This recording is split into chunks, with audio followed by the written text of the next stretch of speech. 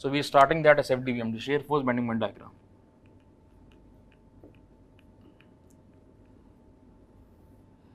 SFD-BMD that's हम structure engineer हैं, सो हम स्ट्रक्चर को डिज़ाइन करते हैं. स्ट्रक्चर दैट कोई भी स्ट्रक्चर हम जब डिज़ाइन करते हैं तो उसमें आपका बीम का यूज़ होगा, कॉलम का यूज़ होगा. बिना बीम कॉलम के कोई भी स्ट्रक्चर डिज़ाइन नहीं हो रहा. बीम क्या है? That for example that beam this way. So this member, ये एक मेंबर बनाया, तो ये जैसे कोई मेंबर लिया, 3 एक्सिस होती हैं सिंपल. ये एक्स एक्सिस है, ये वाई एक्सिस है, ये आपका जेड एक्सिस हो गया. तो इन सबसे ज़्यादा लेंथ जो है वो आपका एक्स एक्सिस का है. तो ये एक्स एक्सिस जो हो गया that is a long axis. तो लॉन्ग एक्सिस एक्स एक्सिस में आपका ये लेंथ हो गया, ये वाई एक्सिस में इसका डेप्थ है, और ये जेड एक्सिस में इसका विड्थ है. तो क्लियर दिखाई दे रहा है कि जो लेंथ है that's a very very high compare to depth and width. तो any structural member in which that is a longitude dimension that very high compare to lateral dimension that is called beam. So beam देखें, diagram draw करें तो any that for example ऐसे ये beam बना है. सो कोई भी स्ट्रक्चरल मेंबर है, 3 डायमेंशन है, एक्स वाई जेड 3 एक्सिस है. So beam that is a longitude dimension. तो ये longitude dimension that this one that is called the long axis. So this is that is a long axis. तो X direction में long axis that length हो गया, ये इसका depth हो गया, और जेड एक्सिस में दैट इज अ विड्थ हो गया. तो विड्थ आपका जेड एक्सिस में कुछ आपका इस तरह से, तो ये विड्थ है और ये depth. So beam that is a longitudinal dimension that very high compared to lateral dimension. So structure जो हम डिजाइन करते हैं बीम पे आपका दैट ट्रांसवर्स लोडिंग एक्ट करता है. ट्रांसवर्स लोडिंग एक्ट मीन जैसे ये लॉन्ग एक्सिस के जो अलॉन्ग लोड लग रहे हैं वो आपका दैट एक्सियल लोड. वहीं पे लॉन्ग एक्सिस के परपेंडिकुलर जो लोड लगते हैं that is called the transverse force, transverse load. जैसे फॉर एग्जांपल यहाँ पे हमने लोड ऐसे अप्लाई किया तो ये लॉन्ग एक्सिस के परपेंडिकुलर लग रहा है, तो ये ट्रांसवर्स लोड. ऐसे सेम यहाँ पे मूवमेंट अप्लाई कर सकते हैं, तो ये जो है ट्रांसवर्स मूवमेंट है. So this one that is a transverse movement. ये जो है that is a transverse force. So कोई भी स्ट्रक्चरल मेंबर जिसमें आपका लॉन्ग एक्सिस के परपेंडिकुलर लोडिंग लग रहा है that is called the transverse loading. तो बीम पे जनरली आपका that transverse loading, transverse force और ट्रांसवर्स मूवमेंट अप्लाई किया. मूवमेंट को हम थंब से देखते हैं, राइट हैंड थंब से. तो ये बीम है, इसमें मूवमेंट ऐसे लगा है, तो ये थंब का डायरेक्शन लॉन्ग एक्सिस के परपेंडिकुलर है, तो ये बेंडिंग मूवमेंट है, ट्विस्टिंग मूवमेंट नहीं है. बेंडिंग मूवमेंट में और ट्विस्टिंग मूवमेंट में क्या डिफरेंस होता है उसको भी आगे देखेंगे. तो स्ट्रक्चरल मेंबर जिस पे ट्रांसवर्स लोडिंग लग रहा है that is called the beam. तो ये बीम है, तो ये बीम दिया हुआ है जैसे इस तरह से है, इस पर हम लोड ऐसे लगा दें तो ये पी लोड ऐसे लग रहा है 10 किलोन्यूटन का, साथ साथ यहाँ मूवमेंट अप्लाई कर दें तो ये लॉन्ग एक्सिस के परपेंडिकुलर लोडिंग है, सो that is called the transverse loading. और जिस स्ट्रक्चरल मेंबर में ट्रांसवर्स लोडिंग है that is called the beam. कई एग्जाम्पल है, जैसे फॉर एग्जाम्पल क्रिकेट बैट है. क्रिकेट बैट को क्या है कि हम एक साइड से पकड़ते हैं ऐसे, और जब बॉल उस पर इम्पैक्ट करता है तो ये उसका लॉन्ग एक्सिस है. तो जब बॉल इम्पैक्ट किया तो ये ट्रांसवर्स लोडिंग हो गया, तो ये क्रिकेट बैट आपका कैंटिलीवर बीम है, एक आपका लॉन्ग एक्सिस के परपेंडिकुलर लोडिंग लग रहा है. सेम ऐसे ही स्विमिंग पूल में आपका डाइविंग बोर्ड होता है जिससे हम जंप करते हैं, तो वो डाइविंग बोर्ड में लॉन्ग एक्सिस के परपेंडिकुलर वेट लगता है, that is called the beam. Boat है, बोट में आपका क्या है, बोट में आप जब बैठते हो तो वो आपका लॉन्ग इसके परपेंडिकुलर वेट आपका आता है, that is called the beam. कोई भी स्ट्रक्चरल मेंबर है, ब्रिज है, ब्रिज एग्जांपल है. ब्रिज में आपका ट्रक पास कर रहा है, ट्रैक्टर पास कर रहा है, तो ट्रांसवर्स लोडिंग आ रहा है, तो वो ब्रिज आपका बीम है. तो ये सब बीम के एग्जाम्पल हैं. तो अब ये बीम को डिजाइन करना. अब पहला क्वेश्चन इंटरव्यू में आता है कि हम ये बीम का ये एसएफडी और बीएमडी ड्रॉ क्यों करते हैं. तो simple concept that for example ये बीम स्ट्रक्चर में बीम हमने यूज किया, इस पे ट्रांसफर लोडिंग लग रहा है, तो जब लोडिंग लगा तो इससे बीम आपका डिफ्लेक्ट होता है. तो लोड अप्लाई किया तो बीम आपका कुछ ऐसे डिफ्लेक्ट होता है. सो डिफ्लेक्शन आया तो उससे आपके इसमें स्ट्रेस डेवलप्ड हुआ. तो बीम पे ये जो ट्रांसवर्स लोडिंग है इससे आपका 2 तरह का स्ट्रेस आता है, एक बेंडिंग स्ट्रेस और एक direct shear stress. Bending stress जो है वो आपका बेंडिंग मोमेंट पे डिपेंड करता है. बेंडिंग मोमेंट निकालने में लेंथ का यूज होगा, length that is a very very high. Length आपका बीम में अराउंड 3 मीटर, 4 मीटर, 5 मीटर. वहीं डायरेक्ट शियर से जो आता है ट्रांसफर लोडिंग से, उसको निकालने में डेप्थ का यूज होता है. डेप्थ जो है that is very small compare to length of the beam. Depth आपका 100 mm, 200 mm, 300 mm इस तरह से. तो इसलिए डायरेक्ट शियर से निकालने में डेप्थ का यूज हो रहा है और बेंडिंग स्ट्रेस निकालने में लेंथ का यूज हो रहा है. तो इसलिए डायरेक्ट शियर स्ट्रेस की वैल्यू जो आती है that is a very very small compare to bending stress. So beam designing में मेन क्राइटेरिया बेंडिंग स्ट्रेस है। इसलिए अब फॉर एग्जांपल अब बीम में हमको स्ट्रेस कैलकुलेट करना है तो बेंडिंग स्ट्रेस आएगा और डायरेक्ट शियर स्ट्रेस आएगा। अब लोड अगर हम ये ट्रांसवर्स लोडिंग बढ़ाते जाएंगे तो धीरे धीरे ये स्ट्रेसेस बढ़ती जाएगी और ये जो स्ट्रेसेस बीम में डेवलप्ड हो रहा है वो इस मटेरियल के बीम के मटेरियल के स्ट्रेंथ और बीम का जो मटेरियल है उसकी स्ट्रेंथ से ज़्यादा हो गया तो ये बीम फेल कर जाएगा। इसलिए हम डिज़ाइनर हैं तो हमको बीम इस तरह से डिज़ाइन करना है कि इस ट्रांसवर्स लोडिंग से जो बीम पर direct shear stress bending stress आ रहा है that must be less than the strength of material. तो अब पूछता है इंटरव्यू में कि आप SFD BMD बनाते क्यों? तो हम डिज़ाइनर हैं, हमको बीम को डिज़ाइन करना था स्ट्रक्चर में, तो हमने क्या किया, सबसे पहले इसका SFD ड्रॉ किया, फिर वहाँ से इसका BMD ड्रॉ किया। तो मेन क्राइटेरिया बेंडिंग स्ट्रेस है तो पहले हम BMD देखेंगे, बट बिना SFD के हेल्प के आप BMD ड्रॉ नहीं कर पाओगे। अगर कल को कॉम्प्लेक्स लोडिंग है तो हमें SFD पहले बनाना पड़ेगा फिर BMD ड्रॉ होगा। मान लो फॉर एग्जांपल ये 5 मीटर का बीम है तो आपने क्या किया, SFD बनाया, BMD बनाया। तो आपने BMD जब ड्रॉ कर दिया तो फॉर एग्जांपल मान लो 2.1 मीटर पे मैक्सिमम बेंडिंग मोमेंट आया, तो हमने क्या किया, बीम है ऐसे दिया है तो हमने क्या किया 2.1 मीटर पे यहाँ पे सेक्शन कट किया ऐसे। अब इसके इस टॉप पॉइंट पर, ये टॉप पॉइंट पे या बॉटम पॉइंट पर, यहाँ पर हमने बेंडिंग स्ट्रेस कैलकुलेट किया। अब ये टॉप या बॉटम पे जो भी मैक्सिमम वैल्यू है, जस्ट एग्जांपल मान लो ये 10 मेगापास्कल वैल्यू आई, तो हमने क्या किया, जो बीम है दैट 12 मेगापास्कल, जस्ट एग्जांपल ये वैल्यू 10 मेगापास्कल आई तो हमने 12 मेगापास्कल स्ट्रेंथ का मटेरियल ले लिया और ये बीम को डिज़ाइन कर दिया। अब जैसे मान लो आप फॉर एग्जांपल बीम का BMD ड्रॉ ना करते तो आपको ये मालूम ही ना चल पाता कि ये 2.1 मीटर पे आपका मैक्सिमम वैल्यू है। तो कोई स्टूडेंट 2.2 पे कट कर देता सेक्शन, कोई यहाँ 3.5 पे कट कर देता।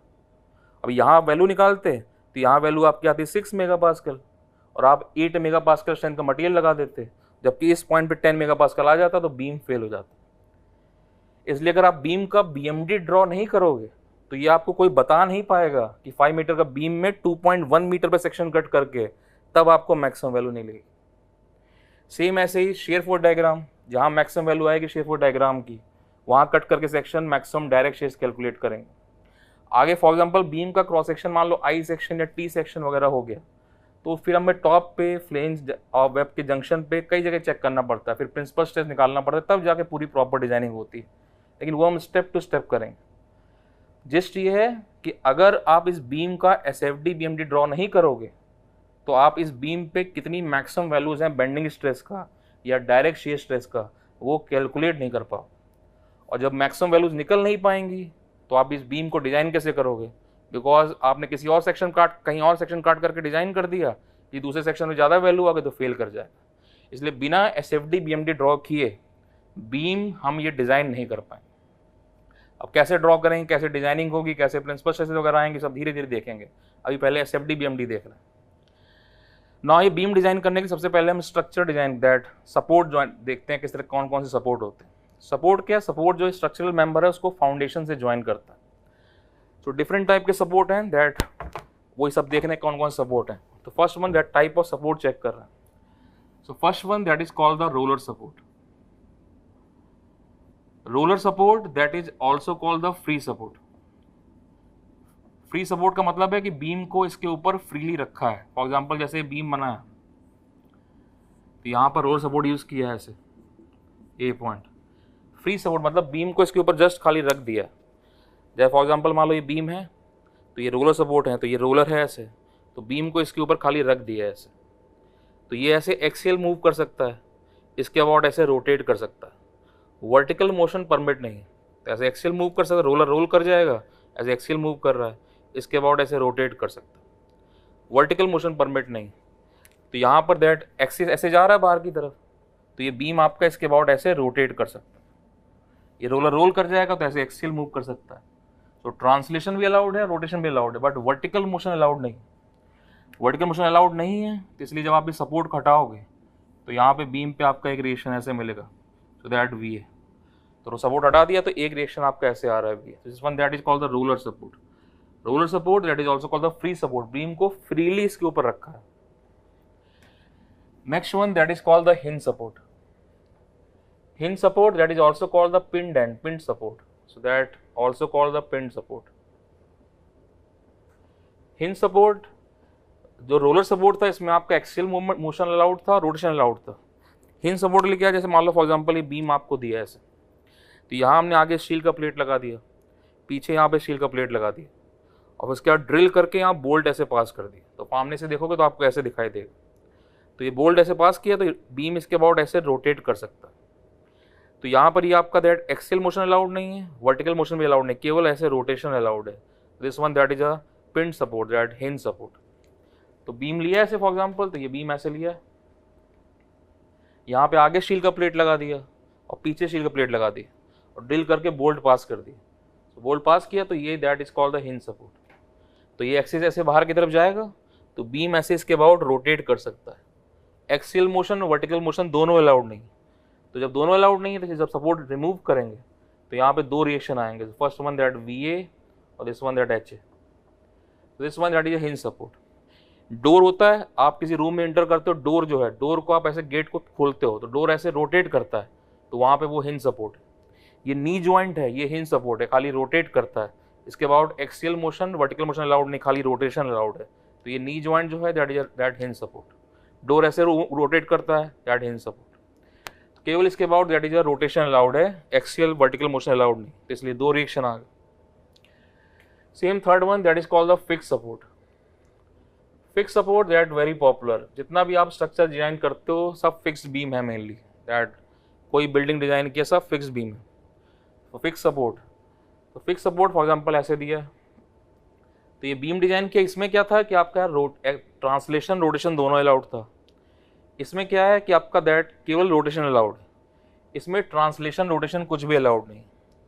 तो बीम जब बिल्डिंग वगैरह डिजाइन कर रहे हैं तो वहाँ सब फिक्स बीम है, दोनों साइड पे आपका फिक्स सपोर्ट है, कोई ट्रांसलेशन रोटेशन अलाउड नहीं है। इसलिए जब यहाँ पे हम सपोर्ट को रिमूव कर रहे हैं तो यहाँ पे तीन रिएक्शन आ रहा है। तो first one that VA, this one that is HA और दिस वन दैट MA। तो यहाँ पे तीन रिएक्शन ऐसे बन रहा है fix support. Fix beam welded joint जितना भी है स्टील स्ट्रक्चर में पढ़ते हैं सब that fix support, no translation no rotation, कोई भी ट्रांसलेशन रोटेशन अलाउड नहीं है। So this one that is a fix support. इसके अलावा दो ऑप्शनल हैं। First one that is called the inclined roller support, that inclined roller support।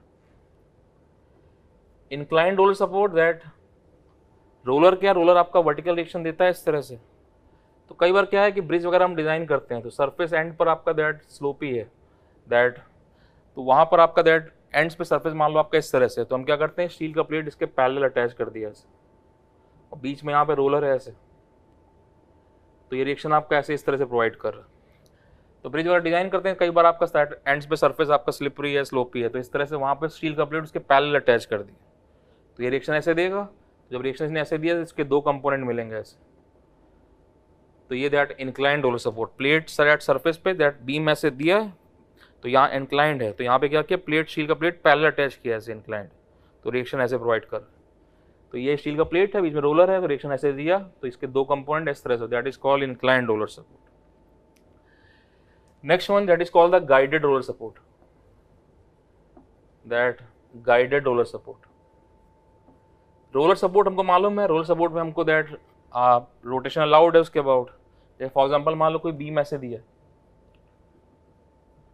यहाँ पे लोडिंग लग रहा है इस तरह से, तो बीम जो डिफ्लेक्ट हुआ कुछ मान लो इस तरह डिफ्लेक्ट हुआ, तो बी पॉइंट है, तो यहाँ पर थीटा ये मिल रहा है, theta that theta not zero, slope आ रहा है डिफ्लेक्टेड शेप में इस तरह से। अब ये गाइडेड सपोर्ट का एग्जांपल लें, जैसे फॉर एग्जांपल बीम ऐसे दिया, तो यहाँ पे एंड पे क्या किया स्टील का प्लेट अटैच कर दिया, बीच में रोलर है, ये ऐसे बीम इस तरह से। मान लो फॉर एग्जांपल यहाँ पे हमने पी लोड अप्लाई किया, जैसे मान लो यहाँ पे गाइडेड सपोर्ट ना होता, मान लो केवल आपका कैंटिलीवर बीम ऐसे दिया होता है, बीम दिया है इस पर पी लोड लगाते, तो ये पी लोड से क्या है कि बीम आपका कुछ इस तरह से बेंड होता।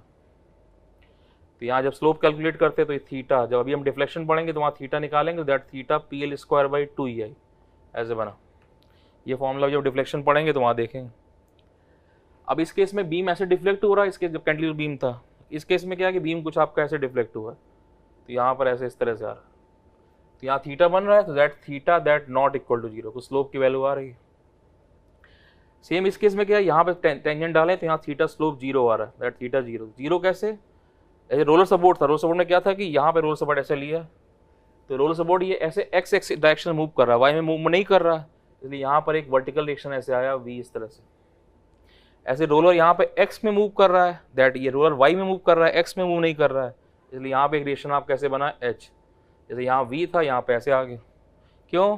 यहाँ रोलर X में मूव कर रहा है, Y में मूव नहीं कर रहा है, तो सपोर्ट हटाया तो V Y में डायरेक्शन में फोर्स मिला ऐसे। सेम ऐसे यहाँ Y में मूव कर रहा है, X में मूव नहीं कर रहा है, इसलिए हॉरिजॉन्टल H ऐसे मिला। अब लेकिन यहाँ पे डिफ्लेक्टेड शेप कुछ इस तरह थीटा 0, तो अगर हम इसको दैट डिवाइड करें तो यहाँ पे इसको थीटा 0 करने के लिए मूवमेंट भी डेवलप्ड हुआ M का ऐसे, तो ये चेक कर सकते हैं। तो ये बीम था, P लोड लगाया था, तो इस P लोड से बीम ऐसे बेंड हुआ, तो ये थीटा 1 आया। सो this one theta 1 that PL square by 2 है दिस वाला, ये जो लिखा हुआ है। और साथ साथ ये जो मूवमेंट M लगा, तो उस M मूवमेंट हमने ऐसे अप्लाई किया, तो मूवमेंट से बीम आपका कुछ ऐसे बेंड हुआ, तो यहाँ पे थीटा 2 आया। So theta 2 that equal to ML upon EI। तो ये सब फॉर्मूले हम डिफ्लेक्शन जब पढ़ेंगे तो वहाँ देखेंगे। तो अब ये थीटा 1 दैट मान लो अगर ये प्लस 2 डिग्री, दैट 2 डिग्री का रोटेशन है क्लॉकवाइज, तो ये 100% 2 डिग्री का एंटी क्लॉकवाइज रोटेशन है, क्योंकि डिफ्लेक्ट शेप इस तरह से दिया हुआ। So that theta 1 plus theta 2 that equal to 0। तो ये क्लॉकवाइज है, तो मान लो इसको आपने प्लस ले लिया तो ये नेगेटिव हो जाएगा, या इसको नेगेटिव ले लिया तो ये प्लस हो जाएगा, तो कोई भी साइन कन्वेंशन रख सकते हैं। तो दोनों मिला के 0, तो ये आपका थीटा 0 है। मतलब क्या है, जब यहाँ पे केवल रोलर सपोर्ट था तो उस केस में आपका एक रिएक्शन मिला, कोई मूवमेंट नहीं है, यहाँ पे आपका मूवमेंट डेवलप हुआ, तब जाके थीटा का वैल्यू 0 बना। तो क्वेश्चन में अगर आपको गाइडेड सपोर्ट दिया हुआ है और इस तरह का डिफ्लेक्टेड शेप बना के दे रहा है, तो हम यहाँ पे H के साथ सारे मूवमेंट भी यूज़ कर लेंगे, अदरवाइज दैट सॉल्व नहीं कर पाएंगे। हाँ, वहीं पे अगर क्वेश्चन में आपका दैट डिफ्लेक्टेड शेप नहीं दिया है तो सिंपल हम रोलर सपोर्ट की तरह ही सॉल्व कर देंगे। मान लो क्वेश्चन में लिखा भी है कि गाइडेड सपोर्ट है, तो उस केस में हम दैट सिंपल रोलर सपोर्ट की तरह इसको सॉल्व कर देंगे। तो क्वेश्चन में गाइडेड सपोर्ट लिखा है और इस तरह का डायग्राम बना हुआ है, तो हम ऐसे इस तरह सॉल्व कर लेंगे। और गाइडेड सपोर्ट लिखा है लेकिन डायग्राम डिफ्लेक्ट शेप नहीं दे रहा है, तो सिंपल रोलर की तरह ही सॉल्व करेंगे। तो इसको क्वेश्चन में देखेंगे, फिर से देख लो एक बार। बीम जो है, beam that structural member in which longitudinal dimension that very very high compare to lateral dimension. तो ये बीम में आपका कोई भी स्ट्रक्चरल मेंबर है, 3 डायमेंशन है, 3 डायमेंशन है। ये लेंथ हो गया, ये डेप्थ हो गया, ये विड्थ हो गया। तो लेंथ आपका 3 मीटर, 4 मीटर, 2 मीटर कुछ भी हो सकता है। डेप्थ विड्थ आपका 100-200 mm। So depth width that very small compare to length. So structural member में बीम, कोई भी स्ट्रक्चर बिना बीम कॉलम के डिजाइन नहीं हो रहा। सो बीम में क्या है, जो लॉन्ग एक्सिस है दैट उसके परपेंडिकुलर लोड लगता है, दैट जो भी लोड लॉन्ग एक्सिस के परपेंडिकुलर है that is called the transverse loading. तो ये ट्रांसवर्स फोर्स या ट्रांसवर्स मूवमेंट, फोर्स कैसे लग रहा है, लॉन्ग एक्सिस के परपेंडिकुलर ऐसे अप्लाई हुआ है। मूवमेंट को हम राइट हैंड थंब से देखते हैं, तो मूवमेंट आप कैसे लगा है, तो थंब का डायरेक्शन लॉन्ग एक्सिस के परपेंडिकुलर है, तो इसलिए ट्रांसवर्स मूवमेंट है, ट्विस्टिंग मूवमेंट नहीं। क्या डिफरेंस होता है उसको भी आगे देखेंगे। अब बीम का पहले क्या आपने एसएफडी बीएमडी ड्रॉ किया, क्यों किया, बिकॉज बीम पर ट्रांसवर्स लोडिंग से 2 तरह का स्ट्रेस आया, एक बेंडिंग स्ट्रेस और एक डायरेक्ट शीयर स्ट्रेस। जो बेंडिंग स्ट्रेस है वो बेंडिंग मोमेंट से निकलता है। बेंडिंग मोमेंट निकालने में आपको लेंथ का यूज होता है, length that very very high compare to depth, जबकि डायरेक्ट शीयर कैलकुलेशन में दैट डेप्थ का यूज होता है। इसलिए डेप्थ कम है बहुत, इसलिए bending stress that very very high compare to that direct shear stress. तो बीम डिजाइनिंग में स्ट्रक्चर में मेन क्राइटेरिया आपका बेंडिंग स्ट्रेस है, बट दैट आगे फाइनल डिजाइनिंग प्रिंसिपल स्ट्रेस से ही होती है, तो वहाँ दोनों का यूज होगा, तो धीरे धीरे उसको आगे देखेंगे। तो सबसे पहले क्या किया आपने, इसका एसएफडी ड्रॉ किया, फिर एसएफडी की हेल्प से बीएमडी ड्रॉ किया। अब मान लो 5 मीटर का बीम था, तो अब 5 आपने बीएमडी बना लिया, उसका चेक किया कि 2.3 मीटर पर बीएमडी मैक्सिमम आ रहा है, जस्ट एग्जाम्पल। तो आपने क्या किया, 2.3 मीटर पर सेक्शन कट कर लिया, यहाँ 2.3 पे कट कर दिया। तो उसके बाद इसके टॉप पॉइंट पे या बॉटम पॉइंट पे चेक किया स्ट्रेस कितना आ रहा है, जो भी मैक्सिमम है। तो मान लो मैक्सिमम स्ट्रेस आपका 14 मेगापास्कल आ गया, जस्ट समझने के लिए। तो आपने क्या किया, 16 मेगापास्कल स्ट्रेंथ का मटेरियल लिया और डिजाइन कर दिया। अब मान लो फॉर एग्जांपल आपने बीएमडी ड्रॉ ना किया होता, तो आपको कैसे मालूम चलता कि 5 मीटर का बीम में 2.3 मीटर पे ही सेक्शन कट करना है। कोई दूसरा स्टूडेंट होता दैट वो 2.6 पे कट कर देता, यहाँ मैक्सिमम वैल्यू आपकी 8 आ जाती, तो आप 10 का मटेरियल लगा देते और यहाँ पे 12 मेगापास्कल वैल्यू हो जाती और बीम पूरा फेल कर जाता। आगे डिजाइनिंग प्रिंसिपल स्ट्रेस सही होती है, बट प्रिंसिपल स्ट्रेस कैलकुलेशन में ये बेंडिंग और डायरेक्ट शीयर स्ट्रेस का ही यूज होता है। इसका मतलब है कि बीम का अगर आप एसएफडी बीएमडी ड्रॉ नहीं करोगे तो आप बीम का मैक्सिमम वैल्यूज स्ट्रेसेस का कैलकुलेट नहीं कर पाओगे, मैक्सिमम वैल्यूज नहीं निकल पाएंगी, तो आप बीम प्रॉपर्ली डिजाइन नहीं कर पाओगे। क्यों, जो मैक्सिमम वैल्यूज आएंगी स्ट्रेसेस की, उससे ज़्यादा स्ट्रेंथ का मटेरियल रखिएगा डिजाइनर, तो बीम प्रॉपर डिजाइन होगा। इसलिए बिना एसएफडी बीएमडी के बीम डिजाइन नहीं हो सकता। इसलिए बीम डिजाइनिंग का पहला स्टेप है कि उसका हम एसएफडी बीएमडी ड्रॉ करें। फिर अगले स्टेप में हम डायरेक्ट स्ट्रेसेस निकालेंगे, बेंडिंग स्ट्रेस निकालेंगे, फिर प्रिंसिपल स्ट्रेस निकालेंगे, तब जाके प्रॉपर स्ट्रक्चर में बीम डिजाइन होती है। तो ये अभी इसका पहला स्टेप।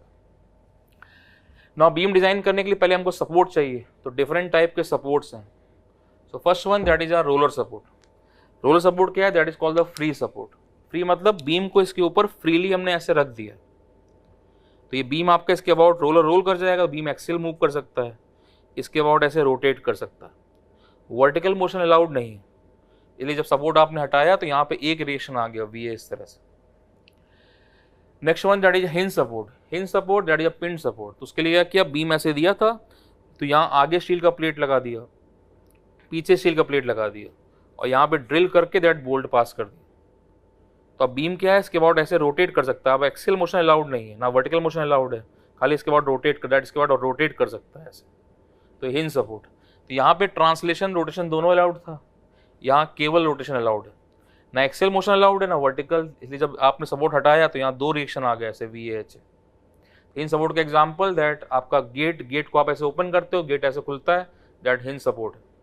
नी जॉइंट हिंज खाली रोटेशन अलाउड है, that hinge support. Next one that fix support. तो यहाँ इसमें इस केस में आपका ट्रांसलेशन रोटेशन दोनों अलाउड था, इसमें केवल रोटेशन अलाउड है। इस केस में ट्रांसलेशन रोटेशन कुछ भी अलाउड नहीं। ये जब सपोर्ट को आपने हटाया तो यहाँ पे तीन रिएक्शन आ रहे हैं ऐसे V A H M A इस तरह से। फिक्स सपोर्ट, जितना भी स्ट्रक्चर बना रहे हो, बिल्डिंग बन रहा है, सब फिक्स बीम है, दैट दोनों साइड फिक्स सपोर्ट, कोई ट्रांसलेशन रोटेशन अलाउड नहीं। दो और ऑप्शन है, जैसे this one that inclined roller support.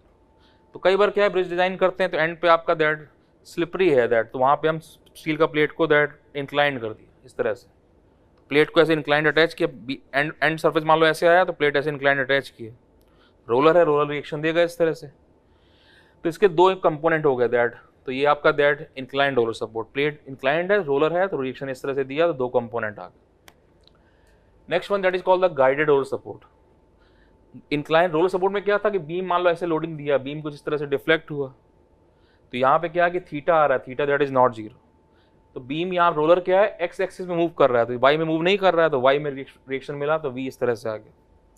इसमें क्या है कि ये आपका बीम ऐसे दिया था, मान लो इधर फिक्स सपोर्ट है, यहाँ पे क्या किया हमने, स्टील का प्लेट अटैच कर दिया, और बीच में आपका रोलर है तो ऐसे मूव कर सकता है इस तरह से एक डायरेक्शन में। तो यहाँ पे रोलर वाई में मूव कर रहा है, इसलिए फोर्स एक्स में आ गया, यहाँ रोलर एक्स में मूव कर रहा था, फोर्स वाई में आ गया। लेकिन साथ साथ यहाँ मूवमेंट डेवलप हो गया, क्यों? बिकॉज रोटेशन को प्रिवेंट किया। कैसे है, जैसे एग्जाम्पल ये कैंटिलीवर बीम है, तो यहाँ पी लोड से बीम कुछ ऐसे बेंड हुआ, तो थीटा बना PL²/2 ही है। और जब आपने गाइडेड सपोर्ट यूज किया तो रोटेशन प्रिवेंट हो रहा है, ये अब डिफ्लेक्टेड शेप इस तरह से आ रहा है, ना कि इस तरह से। तो यहाँ पे P से ये मिला θ1, PL² ही है, और ये जो मूवमेंट डेवलप हुआ दैट उसने आपका ML/A इतना मूवमेंट स्लोप दिया, तो ये दोनों मिला के जीरो। फॉर एग्जाम्पल ये क्लॉकवाइज 2 डिग्री आया, तो ये एंटी क्लॉकवाइज 2 डिग्री, दोनों मिला के जीरो हो गया। तो क्वेश्चन में गाइडेड सपोर्ट लिखा है, तो हम इस तरह, अगर डिफ्लेक्टेड शेप कुछ इस तरह से बना हुआ है तो हम इस तरह से दो रिएक्शन ले लेंगे। लेकिन अगर डिफ्लेक्टेड शेप नहीं दे रहा है तो सिंपल रोलर सपोर्ट की तरह से ही सॉल्व कर देंगे। गाइडेड सपोर्ट का एग्जांपल स्लाइडिंग डोर होता है, विंडो देखा आपने, विंडो ऐसे स्लाइड करता है, तो ये स्लाइडिंग डोर, ये आपका केवल एक डायरेक्शन मूव, ये जो गेट होता है सिंपल, गेट को आप ओपन करते हो तो गेट ऐसे रोटेट कर रहा है, तो ये हिंज सपोर्ट है। वही जो विंडो होता है, विंडो खाली विजुलाइज करो, आपका खाली ऐसे स्लाइड करता है, तो वो खाली उसमें रोटेशन अलाउड नहीं है, वही सेम है, एक डायरेक्शन में आपका मूव कर रहा है, तो खाली दैट आपका एक डायरेक्शन मूव कर रहा है, रोटेशन अलाउड नहीं है। तो डोर में जो है वो हिंज सपोर्ट है, स्लाइडिंग डोर आपका जो है, स्लाइडिंग विंडो है, वो आपका गाइडेड सपोर्ट है। तो ये डिफरेंट टाइप के सपोर्ट्स हैं जिनको हमने यूज़ किया है। तो अब इसका यूज़ करके आगे हम बीम डिज़ाइन करेंगे। तो यहाँ पर ऊपर हेडिंग दे देना, that is a type of support. ये दैट टाइप ऑफ सपोर्ट, कौन कौन से सपोर्ट यूज़ कर रहे हैं। तो टाइप ऑफ सपोर्ट, अब हमको पढ़ना किस तरह से है। फॉर एग्जाम्पल ये नहीं कि बस आपने ये वीडियो देख लिया, पूरा वीडियो देख लिया, दो घंटे डेली बस हो गया, उससे कुछ नहीं होगा। ये क्लास से कुछ नहीं होगा अगर आप घर में मेहनत नहीं करते।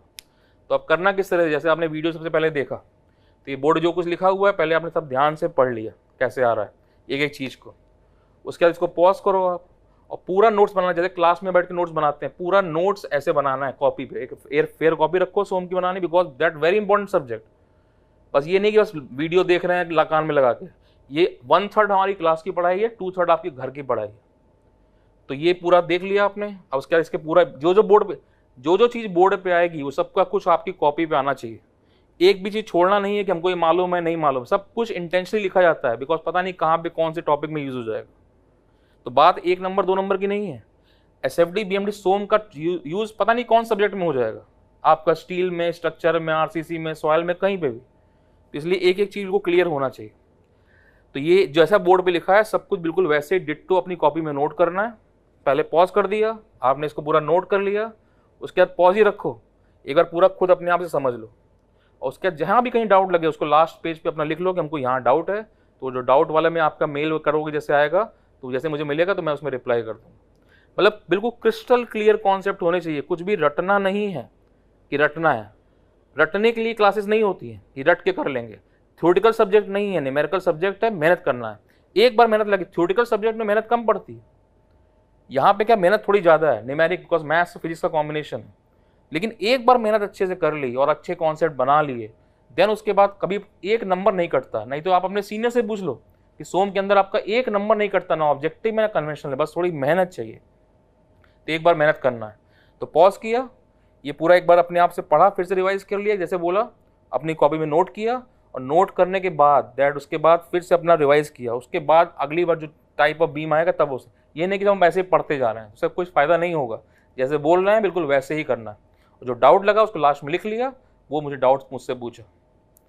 लेकिन जो क्लास पढ़ ली वो पूरी क्लास एकदम क्रिस्टल क्लियर होनी चाहिए। एक बार सीख गए, समझ गए, तो सब कुछ हम कर लेंगे, बस मेहनत करनी है थोड़ी। 1/3 क्लास है, 2/3 घर में आपकी पढ़ाई है। पेन चलना चाहिए, खाली ऐसे बस बैठे हवा में नहीं पढ़ना है, पेन चलता रहेगा तो हम सीख जाएंगे सब कुछ। पॉज करके दैट नोट कर लो।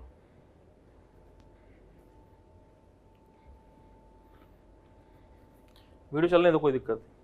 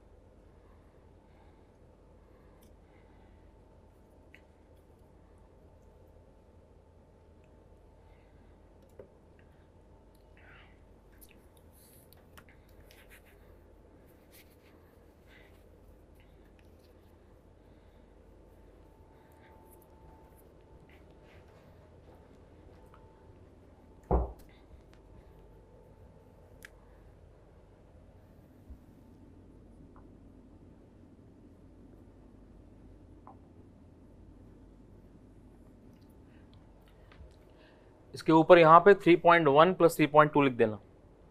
मतलब क्या है कि अभी साथ साथ PDF आपके दैट अपलोड हो जाएंगे। तो इसकी जो बोला है मैंने, जो ये कोई बुक नहीं है, जो मैंने बोला है, जो मुझे डिक्टेशन देना था उसको 3.1 3.2 में लिखा हुआ है। तो जैसे ये रिवाइज कर लिया, उसके बाद 3.1 और 3.2 में जो फोटोकॉपी में है आपका, उसको पढ़ लिया क्या लिखा है। तो इसके बारे में जो मैंने बोला है क्लास में अभी आपको, वही सब उसमें लिखा हुआ। तो साथ में उसको पढ़ा। तो रफ कर रहे हैं।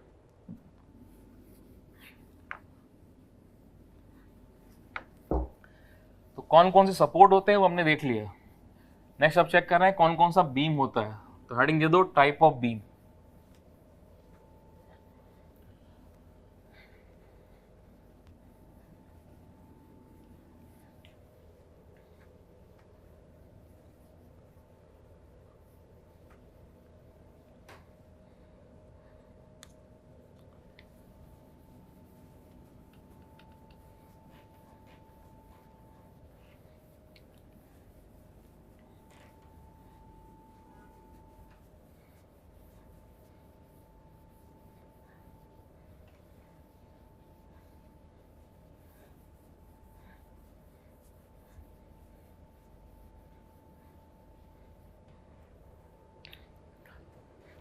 मेहनत करना है तो अच्छे से करना है। ये नहीं कि वीडियो है, ये क्लास है, वो सब, जो बस अच्छे से करना है। जो एक एक चीज़ हमको समझ में आना चाहिए कैसे। और कहीं डाउट लगा उसको पीछे लिख लिया, तो उसको पीछे लिया, कम्युनिकेट कर लिया। So next that is a type of beam.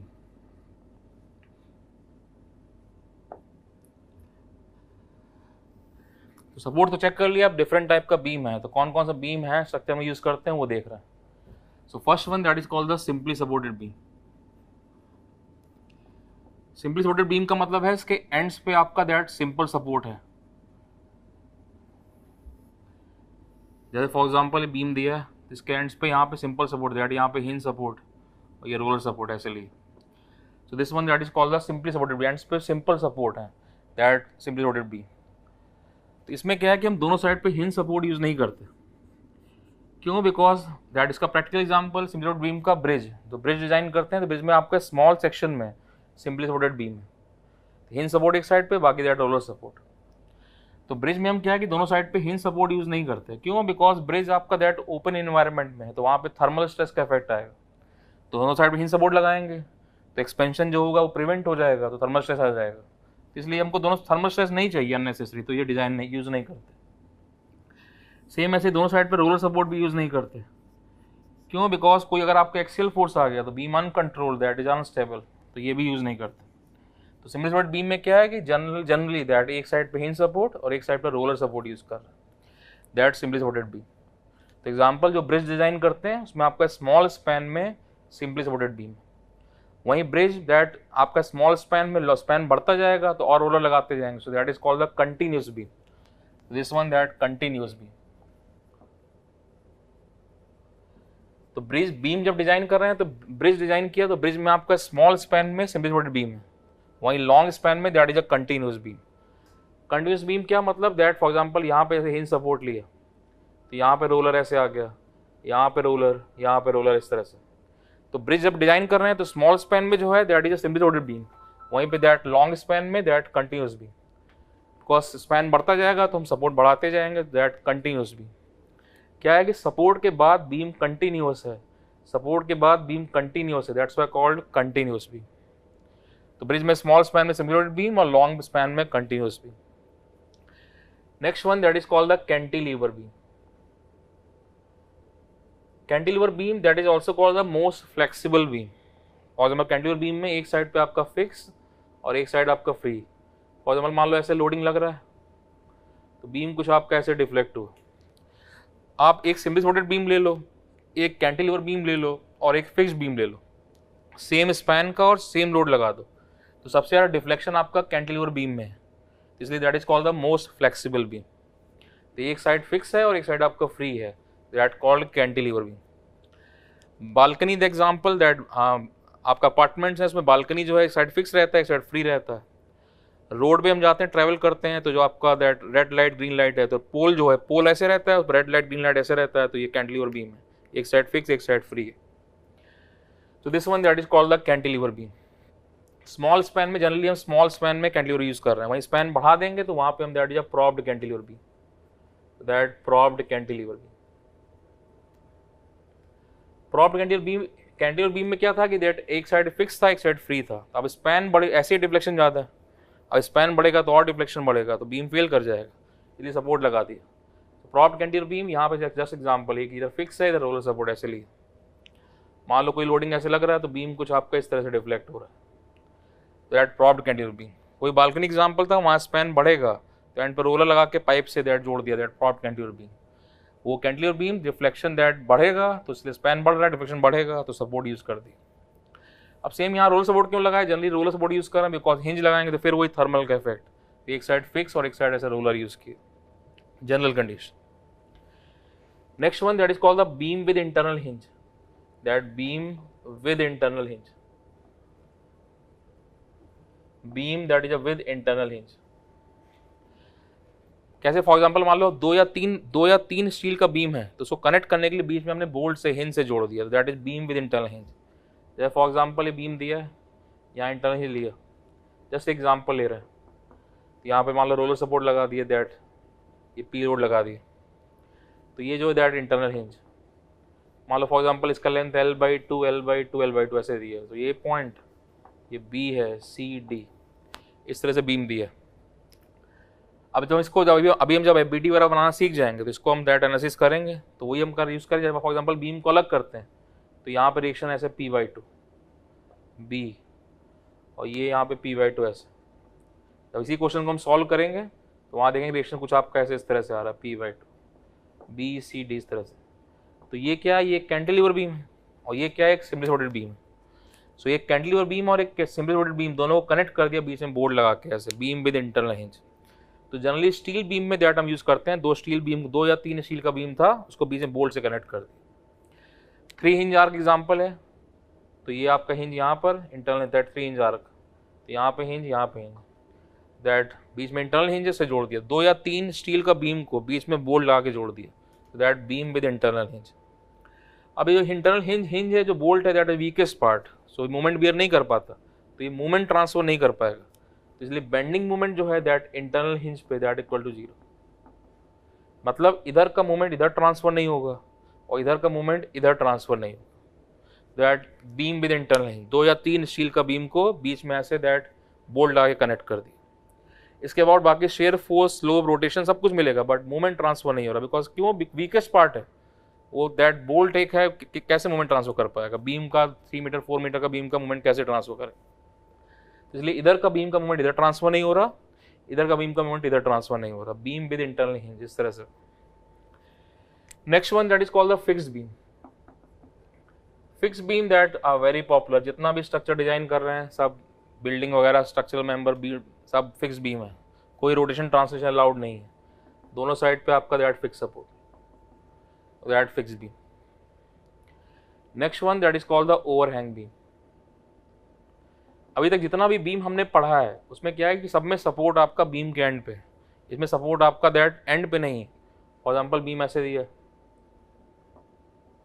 ये बीम दिया that this one that is called the single overhang, एक साइड से सपोर्ट आपका एंड पे नहीं।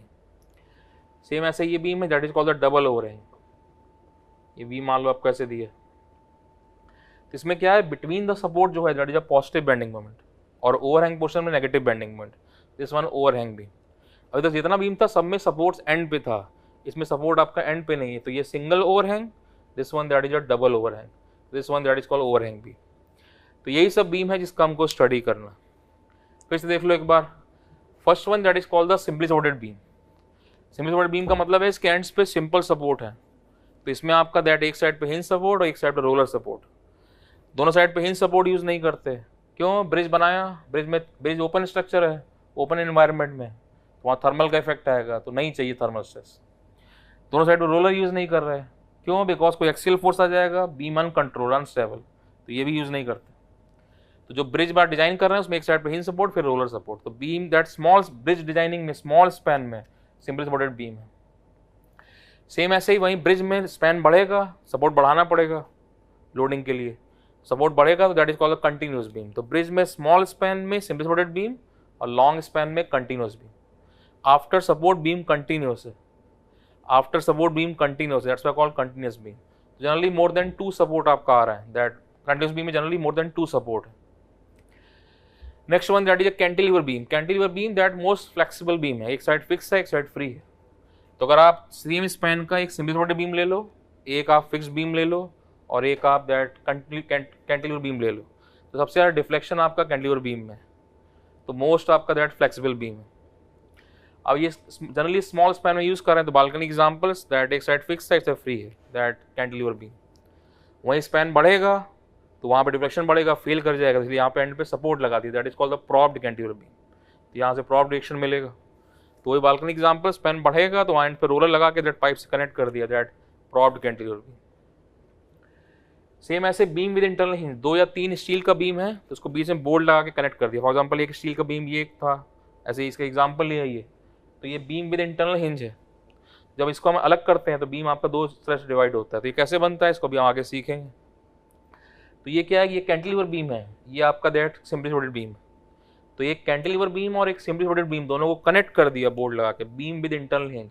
अब इंटरनल हिंज क्या, बोल्ट है, दैट वीकेस्ट कनेक्शन। तो ये एक कैंटिलीवर बीम था, इधर फिक्स था, ये कैंटिलीवर बीम था, ये एक सिंपली सपोर्टेड बीम था, दोनों को कनेक्ट कर दिया बीच में बोल्ट से, beam with internal hinge.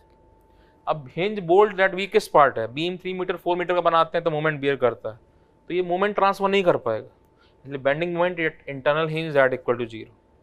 Movement transfer नहीं हो रहा, मतलब इधर का मूवमेंट इधर ट्रांसफर नहीं हो रहा, इधर का मूवमेंट इधर ट्रांसफर नहीं हो रहा। तो 2 या 3 स्टील का बीम को बीच में बोल्ट से कनेक्ट कर दिया हिंज से, दैट इसके बाद रोटेशन अलाउड है, शेयर फोर्स है आपका, दैट मूवमेंट ट्रांसफर, मूवमेंट 0 है। तो ये 3 इंच आर्क एग्जांपल है that beam with internal hinge.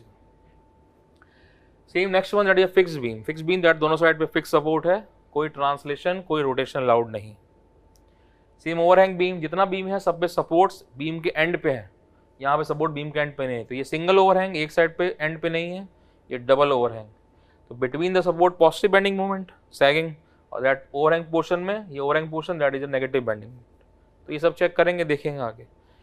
तो यही सब बीम है जिसका हमको स्टडी करना है। तो इसको देखो ध्यान से पूरा, उसको डायरेक्ट कॉपी में नोट करो, और कहीं कोई डाउट हो तो उसको नीचे लिखो, पूछ लिया, लेकिन बिल्कुल क्रिस्टल क्लियर कॉन्सेप्ट होना चाहिए, कहीं भी कोई डाउट नहीं आना चाहिए।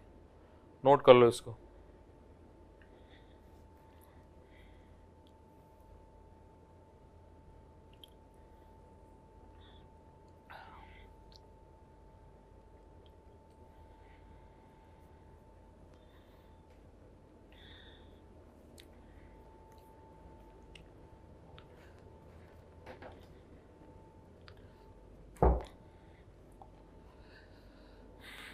पहले पॉज करके इसको दैट नोट किया, उसके बाद ये नहीं कि नोट कर लिया उसका आगे बढ़ा दिया वीडियो, उसका तुरंत यहीं पे समझना है एक एक चीज़ को अपने आप से, कि आपसे अगर कोई पूछे तो आप उसको बता पा रहे हो कौन कौन सा टाइप का बीम होता है। उसमें कोई डाउट लगा तो फिर पीछे लिख लिया, पूछा, कम्युनिकेट किया। ये नहीं कि पूरा 2 घंटे का वीडियो देख लिया उसके बाद हम बाद में नोट्स बना रहे हैं। पढ़ना है तो मन से पढ़ना है।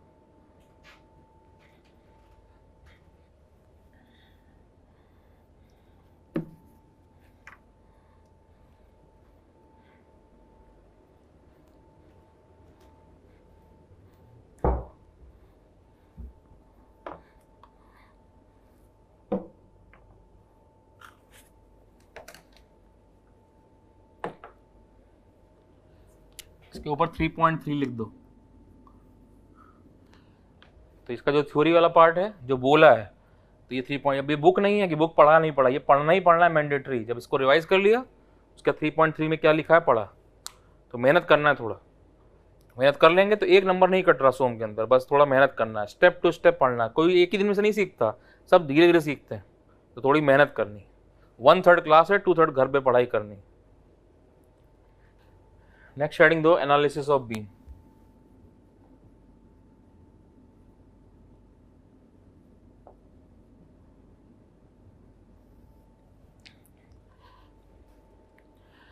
अभी जो बीम है, बीम आपका दैट 3 डायमेंशनल बीम है। 3 डायमेंशन मतलब ये लेंथ है, ये डेप्थ है, ये विड्थ है, 3 डायमेंशन है। लेकिन अभी हम यहाँ पे 2 डायमेंशनल बीम का स्टडी कर रहे हैं। क्यों? बिकॉज हमारे पास अभी 3 इक्विलिब्रियम कंडीशन है, तो उससे हम 2 डायमेंशनल बीम दैट स्टडी कर रहे हैं। उससे उसका हम एसएफडी भी ड्रॉ करेंगे, मतलब हम लेंथ और डेप्थ का यूज़ कर रहे हैं, विड्थ का कोई यूज़ नहीं कर रहे।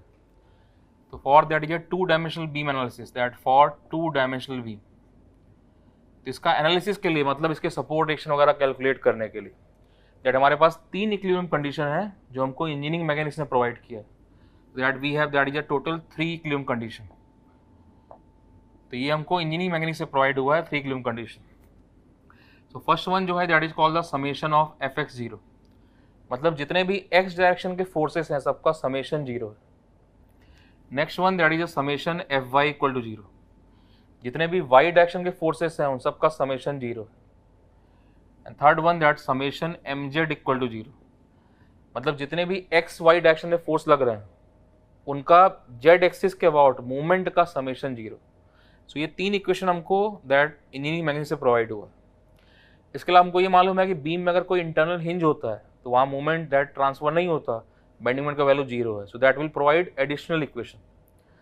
मतलब क्या है, जैसे फॉर एग्जांपल मान लो एक बीम में 2 इंटरनल हिंज हैं, तो ये हमको 2 एडिशनल इक्वेशन प्रोवाइड करेगा। मतलब 3 इक्वेशन तो हमारे पास थी हमेशा, 2 इंटरनल हिंज से आएंगी, तो 3 + 2 5, टोटल 5 सपोर्ट हम सॉल्व कर सकते हैं। 6 नहीं सॉल्व कर पाएंगे, 5 ही सॉल्व कर पाएंगे। बीम में 1 इंटरनल हिंज है तो 3 + 1 एडिशनल इक्वेशन, 3 + 1 4 सपोर्ट सॉल्व कर सकते हैं। That mean if beam have internal hinge, so this will provide additional equation, so that provide additional equation, additional that equilibrium condition। क्योंकि बीम जहाँ पे इंटरनल हिंज है वहाँ पर मोमेंट का वैल्यू 0 होता है, तो उससे हम एडिशनल इक्वेशन ड्रॉ कर लेंगे, फाइंड आउट कर लेंगे। तो बीम में मान लो फॉर एग्जांपल 3 इंटरनल हिंज था, तो 3 + 3 थी, 3 तो हमेशा बनी रही इक्वेशन, इंटरनल हिंज हो चाहे ना हो, और 3 इक्वेशन इंटरनल हिंज से आ गए तो 3 + 6 सपोर्ट सॉल्व कर लेंगे, जस्ट एग्जांपल। तो ये सबसे पहले हम सपोर्ट्स जो हैं सपोर्ट्स को रिमूव करेंगे, सपोर्ट रिएक्शन कैलकुलेट करेंगे, तब आगे जाके उसका बीम का एनालिसिस कर पाएंगे। जैसे फॉर एग्जांपल ये बीम दिया हुआ है, तो ये एक सिम्पल बीम है, तो यहाँ पे हिंज सपोर्ट, यहाँ पे रोलर सपोर्ट, तो ये पॉइंट बी पॉइंट। अभी सपोर्ट मान लो रिमूव कर दें, तो यहाँ पे दो रिएक्शन, हिंज सपोर्ट है, दो रिएक्शन आता है, तो ये वी एच ए ऐसे बना, इस तरह से आया। सेम यहाँ रोलर सपोर्ट था, तो यहाँ एक वन रिएक्शन आ गया, so that is V B. So दो तीन सपोर्ट रिएक्शन है, so we have that is a total 3 support reaction, that 3 support reaction. और 3 इक्विलिब्रियम कंडीशन हमारे पास होता ही है, जो 3 इक्विलिब्रियम कंडीशन हमारे पास हमेशा ही है, तो this one that 3 equilibrium condition, ये जो आपकी आ रही, तो यानी 3 सपोर्ट रिएक्शन है और 3 इक्विलिब्रियम कंडीशन है, तो ये 3 इक्वेशन 3 अननोन, तो ये सॉल्व हो जाएगा, तो ये बीम जो है दैट सॉल्व हो जाएगा। तो ये सपोर्ट रिएक्शन 3 बन रही है, 3 इक्विलिब्रियम कंडीशन है, तो यानी बीम सपोर्ट रिएक्शन सॉल्व हो जाएगा इससे, तो ये बीम जो है that is called the determinate beam. So this one that is called determinate beam. 3 unknown 3 reaction solve कर लेंगे, that is called determinate beam. Same ऐसे ही फॉर एग्जांपल एक कैंटिलीवर बीम है, तो यहाँ पे 3 रिएक्शन आएंगे, सपोर्ट जब रिमूव करेंगे 3 रिएक्शन आएगा, एक वी ए आ गया, एक एच ए आ गया, एक एम ए आ गया, तो यहाँ भी 3 सपोर्ट रिएक्शन और 3 इक्विलिब्रियम कंडीशन हमारे पास है ही, सॉल्व हो जाएगा, तो this beam that is also called the determinate beam, this one that is a determinate beam. Same ऐसे ही फॉर एग्जांपल ये प्रॉप्ड कैंटिलीवर बीम है, तो यहाँ पे 3 रिएक्शन बन रहे हैं, तो 3 रिएक्शन यहाँ पे बनेंगी, एक यहाँ पे आएगी रोलर की, 4 सपोर्ट रिएक्शन है, तो यहाँ पर टोटल 4 सपोर्ट रिएक्शन है, तो यहाँ पे टोटल 4 सपोर्ट रिएक्शन है, और इक्विलिब्रियम कंडीशन कितनी है, 3 ही है हमारे पास, 3 इक्विलिब्रियम कंडीशन, तो यहाँ पे सॉल्व नहीं हो पा रहा है, तो this one that is called the indeterminate beam, तो this one that indeterminate beam. इसका मतलब क्या है कि जो support reaction equilibrium condition solve हो जा रहा है तो वो बीम डिटरमिनेट, और जहाँ पे support reaction equilibrium condition solve नहीं हो पा रहा है दैट इज इनडिटरमिनेट बीम। यही डिफरेंस है सोम में और स्ट्रक्चर में। सोम के अंदर हम केवल स्ट्रेंथ ऑफ मटेरियल के अंदर इक्विलिब्रियम कंडीशन यूज करते हैं, स्ट्रक्चर में हम इक्विलिब्रियम कंडीशन के साथ साथ कंपैटिबिलिटी इक्वेशन भी यूज करते हैं। जैसे यहाँ फॉर एग्जांपल बीम दिया है, इस पर कुछ लोडिंग वोडिंग होगा, जब हम डिफ्लेक्शन पढ़ेंगे देखेंगे, तो अब यहाँ पे क्या है कि इससे प्रॉप डिक्शन एक बनेगा, ऐसे आएगा, तो लोडिंग से क्या करेंगे दैट हम डिफ्लेक्शन का कोई मेथड लगा के, चाहे double integration method, Macaulay method, area moment कोई भी, उससे यहाँ डिफ्लेक्शन 0 करेंगे, डेल्टा भी 0, तो उससे उसका यूज़ करके डिफ्लेक्शन मेथड का यूज़ करके हम यहाँ पे ये प्रॉप रिएक्शन कैलकुलेट कर लेंगे। तो जब ये निकल जाएगा बचेंगे 3 रिएक्शन, वो इक्विलिब्रियम से सॉल्व हो ही जाएंगे, तो यानी चारों सॉल्व हो जाएंगे रिएक्शन सपोर्ट रिएक्शन, तब हम इसका एसएफडी, बीएमडी, आगे बेंडिंग स्ट्रेस, जो भी स्ट्रेस निकालना हो कैलकुलेट कर लें। तो ये जो डिफ्लेक्शन बी पे 0 करें that is called the compatibility equation. Compatibility equation meaning that forces और डिफॉर्मेशन के बीच का रिलेशनशिप हमको मालूम है, दैट अननोन फोर्सेस और गिवन दैट डिफॉर्मेशन, उसके बीच का रिलेशनशिप हमको मालूम है, दैट कंपैटिबिलिटी इक्वेशन। तो यहाँ पर हमको दैट इक्विलिब्रियम के साथ साथ कंपैटिबिलिटी इक्वेशन भी लगाना पड़ रहा है, तब हम सॉल्व कर पा रहे हैं। तो जिस बीम में दैट केवल इक्विलिब्रियम कंडीशन सॉल्व हो जा रहा है that is called determinate beam, जहाँ पर इक्विलिब्रियम कंडीशन सॉल्व नहीं हो पा रहा है, कंपैटिबिलिटी भी यूज करना पड़ रहा है, that is called the indeterminate beam.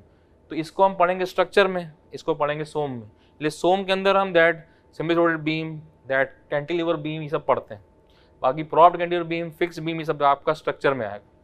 कुछ क्वेश्चन करेंगे हम डिफ्लेक्शन में, जिससे कि आपका स्ट्रक्चर में, इनका इंडिटरमिनेट के भी, जिससे कि स्ट्रक्चर में हेल्प मिलेगा। This one that indeterminate beam. Same ऐसे ही ये मान लो फिक्स बीम दिया है, तो यहाँ पे 3 रिएक्शन है, यहाँ पे 3 रिएक्शन है, 6 सपोर्ट रिएक्शन है, और इक्वेशन इक्विलिब्रियम की 3 ही हमारे पास, सॉल्व नहीं हो पाएगा। This beam that is also called indeterminate beam. तो ये भी जो है that is a indeterminate beam. Same for example beam आपको ऐसे दिया, दैट ये कंटिन्यूस बीम है, यहाँ पे मान लो रोलर सपोर्ट है, ये रोलर सपोर्ट है, यहाँ पे रोलर सपोर्ट है। अब यहाँ मान लो फॉर एग्जांपल इंटरनल हिंज है, यहाँ पे इंटरनल हिंज है, सो 2 रिएक्शन यहाँ पे आएंगे, 1 रिएक्शन यहाँ पे, 1 1, तो टोटल सपोर्ट रिएक्शन 5 हो रहा है, that support reaction, total support reaction जो है दैट इज अ 5। अब इक्विलिब्रियम कंडीशन चेक करें, तो जब इंटरनल हिंज नहीं था तो 3 इक्वेशन तो थी हमारे पास, अब जब इंटरनल हिंज आएगा तो एडिशनल इक्वेशन बनेगी, वहाँ मोमेंट 0 होगा। 2 इंटरनल हिंज है तो 2 एडिशनल इक्वेशन, तो 3 + 2, तो 5 सपोर्ट रिएक्शन, 5 इक्विलिब्रियम कंडीशन, तो सॉल्व हो जाएगा। तो this beam that is called the determinate beam. तो ये जो बीम है that is called the determinate beam. Same ऐसे ही फॉर एग्जांपल एक प्रॉप्ड कैंटिलीवर बीम दिया हुआ है, यहाँ मान लो बीच में इंटरनल हिंज है, तो यहाँ 3 रिएक्शन, यहाँ 1 4 सपोर्ट रिएक्शन और 3+1 1 एडिशनल इक्वेशन आएगी, सॉल्व हो जाएगा। तो ये भी बीम जो है that is called the determinate beam. तो ये भी जो है दैट डिटर्मिनेट बीम। तो इसलिए दो तरह का बीम डिवाइड किया, डिटर्मिनेट, इनडिटर्मिनेट। जितना भी डिटर्मिनेट बीम है सब हम सोम के अंदर पढ़ेंगे, जितना इनडिटर्मिनेट बीम है वो सब हम स्ट्रक्चर में यूज करेंगे। डिफरेंस क्या है, सोम के अंदर हम स्ट्रेंथ ऑफ मटेरियल के अंदर केवल इक्विलिब्रियम कंडीशन को यूज कर रहे हैं, स्ट्रक्चर में हम इक्विलिब्रियम के साथ साथ कंपैटिबिलिटी इक्वेशन को यूज करेंगे। तो यहाँ पे अभी 2 डायमेंशन बीम का स्टडी कर रहे हैं। मतलब क्यों? बिकॉज बीम 3 डायमेंशन है, ये लेंथ है, ये डेप्थ है, ये विड्थ है, बट अभी हम खाली लेंथ और डेप्थ का स्टडी कर रहे हैं, 2 डायमेंशन बीम का स्टडी कर रहे हैं। तो उसके लिए 3 इक्विलिब्रियम कंडीशन हमारे पास है। फर्स्ट समेशन Fx0, जितने भी x डायरेक्शन में फोर्सेस आएंगे उनका समेशन 0। सेकंड समेशन Fy0, जितने भी y डायरेक्शन में फोर्सेस आएंगे उनका समेशन 0। थर्ड समेशन Mz0, जितने भी x और y डायरेक्शन में फोर्सेस आएंगे उसका z एक्सिस के अबाउट मूवमेंट का समेशन 0। सेम ये तो 3 इक्वेशन हमको हमारे पास हमेशा है जो हमको इंजीनियरिंग मैकेनिक्स से मिला। सेम अगर बीम में कोई इंटरनल हिंज है so that will provide additional equilibrium condition. Beam में 2 इंटरनल हिंज है तो 2 एडिशनल इक्वेशन, एक है तो 1 एडिशनल इक्वेशन। तो ये बीम था, इसमें 2 रिएक्शन यहाँ से है हिंज सपोर्ट से, एक रोलर से 3 सपोर्ट रिएक्शन है, 3 कंडीशन हमेशा हमारे पास है ही, सॉल्व हो जाएगा। This one determinate beam. Same यहाँ फिक्स कैंटिलीवर बीम है, दैट 3 फिक्स सपोर्ट है, 3 रिएक्शन मिले, 3 इक्वेशन है ही, सॉल्व हो जाएगा, डिटरमिनेट बीम। तो अगर सपोर्ट रिएक्शंस इक्विलिब्रियम कंडीशन से सॉल्व हो जा रहे हैं तो डिटरमिनेट बीम, और अगर कंपैटिबिलिटी भी साथ में लगाना पड़ रहा है तो इनडिटरमिनेट बीम। जैसे यहाँ पे जरूरत नहीं कंपैटिबिलिटी का, इसमें जरूरत है, यहाँ 4 सपोर्ट रिएक्शन है, 3 इक्विलिब्रियम कंडीशन है, सॉल्व नहीं हो पाएगा, इसलिए यहाँ कंपैटिबिलिटी यूज करना पड़ेगा। तो क्या करेंगे, कोई डिफ्लेक्शन का मेथड लगाएंगे, जो भी लोडिंग होगा उससे बी पे डिफ्लेक्शन करेंगे 0, उसका यूज करके तब ये प्रॉप रिएक्शन निकल जाएगा। ये निकल गया डिफ्लेक्शन का मेथड यूज करके, बचे 3 इक्विलिब्रियम कंडीशन हम सॉल्व कर ही लेंगे, तो ये सपोर्ट रिएक्शन जितने थे सब सॉल्व हो जाएंगे। तो ये आपका कंपैटिबिलिटी लगाने के बाद सॉल्व हुआ है, तो ये जो है that is called the indeterminate beam. Same ऐसे ही यहाँ पर fix beam, that 6 support reactions हैं, इक्विलिब्रियम कंडीशन 3 ही है, सॉल्व नहीं हो रहा है, तो ये भी इनडिटरमिनेट बीम। सेम यहाँ पर दैट ये कंटिन्यूस बीम था, बीच में इंटरनल हिंज है, तो 5 सपोर्ट रिएक्शन है, तो 3 इक्विलिब्रियम कंडीशन हमेशा थी हमारे पास, 2 इंटरनल हिंज से और आ गई extra, 5 supports, 5 equilibrium condition, solve हो जाएगा, तो डिटरमिनेट बीम। ये दैट प्रॉप कैंटिलीवर बीम दिया, वो कंटिन्यूस बीम था, ये प्रॉप कैंटिलीवर बीम है, फिक्स सपोर्ट या रोलर सपोर्ट, 4 सपोर्ट रिएक्शन है, इंटरनल हिंज बीच में आ गया, एक एडिशनल इक्वेशन, सॉल्व हो जाएगा, तो ये डिटरमिनेट बीम। तो ये डिफरेंट टाइप का दैट इस तरह से हम एनालिसिस कर रहे हैं, 2 पार्ट में डिवाइड कर दिया, डिटरमिनेट और इनडिटरमिनेट। तो डिटरमिनेट अभी हम SFD BMD सीखेंगे डिटरमिनेट बीम का, जब डिफ्लेक्शन पढ़ेंगे तब वहाँ पे जाके फिक्स बीम का और प्रॉप कैंटिलीवर बीम का SFD BMD देखें। अभी नहीं कर पाएंगे, क्यों? बिकॉज अभी हमारे पास दैट डिफ्लेक्शन मेथड नहीं सीखा है, डिफ्लेक्शन करने के बाद हम प्रॉप कैंटिलीवर बीम का और फिक्स बीम का भी SFD BMD बनाएंगे, स्ट्रक्चर में यूज होना है वो, तो वो आपका स्ट्रक्चर में हेल्प करेगा। अभी सब हम डिटरमिनेट बीम के SFD BMD ड्रॉ करेंगे, जहाँ सपोर्ट रिएक्शन अगर कैलकुलेट कर रहे हैं। SFD BMD बहुत इंपॉर्टेंट टॉपिक है, अभी हम 2-3-4 घंटे कोई भी एक भी सिंगल क्वेश्चन सॉल्व नहीं कर रहे हैं, क्योंकि बेसिक बहुत अच्छे हैं, पहले सब बेसिक सीखना, बेसिक एक बार सीख जाएंगे तो सब कर लेंगे, कोई जल्दी नहीं है, टाइम कोई 2 घंटे में नहीं सीखता है, सब धीरे धीरे करते सीखते हैं। अभी लिखा, अभी आप इसको पढ़ोगे, ध्यान से सुनोगे क्या है, तो कॉपी में नोट करोगे, अगर आप नोट नहीं करोगे कॉपी में, ऐसे पढ़ोगे कुछ नहीं, 2 दिन में सब भूल जाओगे, कोई फायदा नहीं इस वीडियो लेक्चर देखने का, अगर आप कॉपी पे नोट्स नहीं बनाते हो। तो ये बनाना ही बनाना है, मैंडेटरी है एकदम, इसको पहले पढ़ा, समझ लिया, जो डाउट लगा उसको अपनी कॉपी में नोट कर लिया, बिल्कुल जो बोर्ड पे सब डिट्टो नोट होना चाहिए ऐसे, उसके बाद जो कहीं डाउट लगा उसको पीछे लिख लिया, फिर कम्युनिकेट हो जाएगा। लेकिन कोई डाउट नहीं रहना चाहिए, क्रिस्टल क्लियर कॉन्सेप्ट बनने चाहिए। थ्योरेटिकल सब्जेक्ट नहीं है, न्यूमेरिकल सब्जेक्ट है, एक बार अच्छे कॉन्सेप्ट बन, बेसिक सब्जेक्ट एक बार अच्छे कॉन्सेप्ट बन जाएंगे, सब सीख जाएंगे, सब धीरे धीरे करेंगे। नोट कर लो इसको।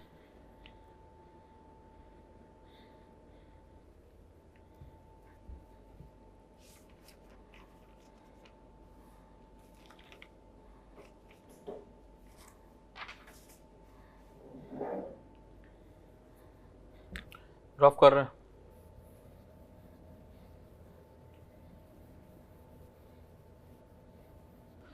कोई भी हम जब बीम डिजाइन करते हैं तो बीम पे क्या है कि ट्रांसवर्स लोडिंग लगता है, ट्रांसवर्स फोर्स हो या मूवमेंट हो, तो उससे क्या होता है, हर जगह शेयर फोर्स है, बेंडिंग मोमेंट।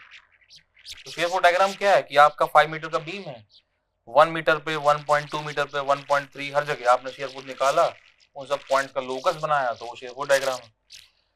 सेम ऐसे ही आपने हर डिस्टेंस में निकाला, उसका लोकस ड्रॉ किया तो बीएमडी है, उसके बाद आगे उसका हेल्प से आगे बीम डिजाइन किया। तो सबसे पहले तुमको यही सीखना है कि हम शेयर फोर्स बेंडिंग मोमेंट कैसे कैलकुलेट करते हैं। तो ये बिल्कुल कोर बेसिक पार्ट है, बिल्कुल सिंपल एग्जांपल लेके हम सीखेंगे।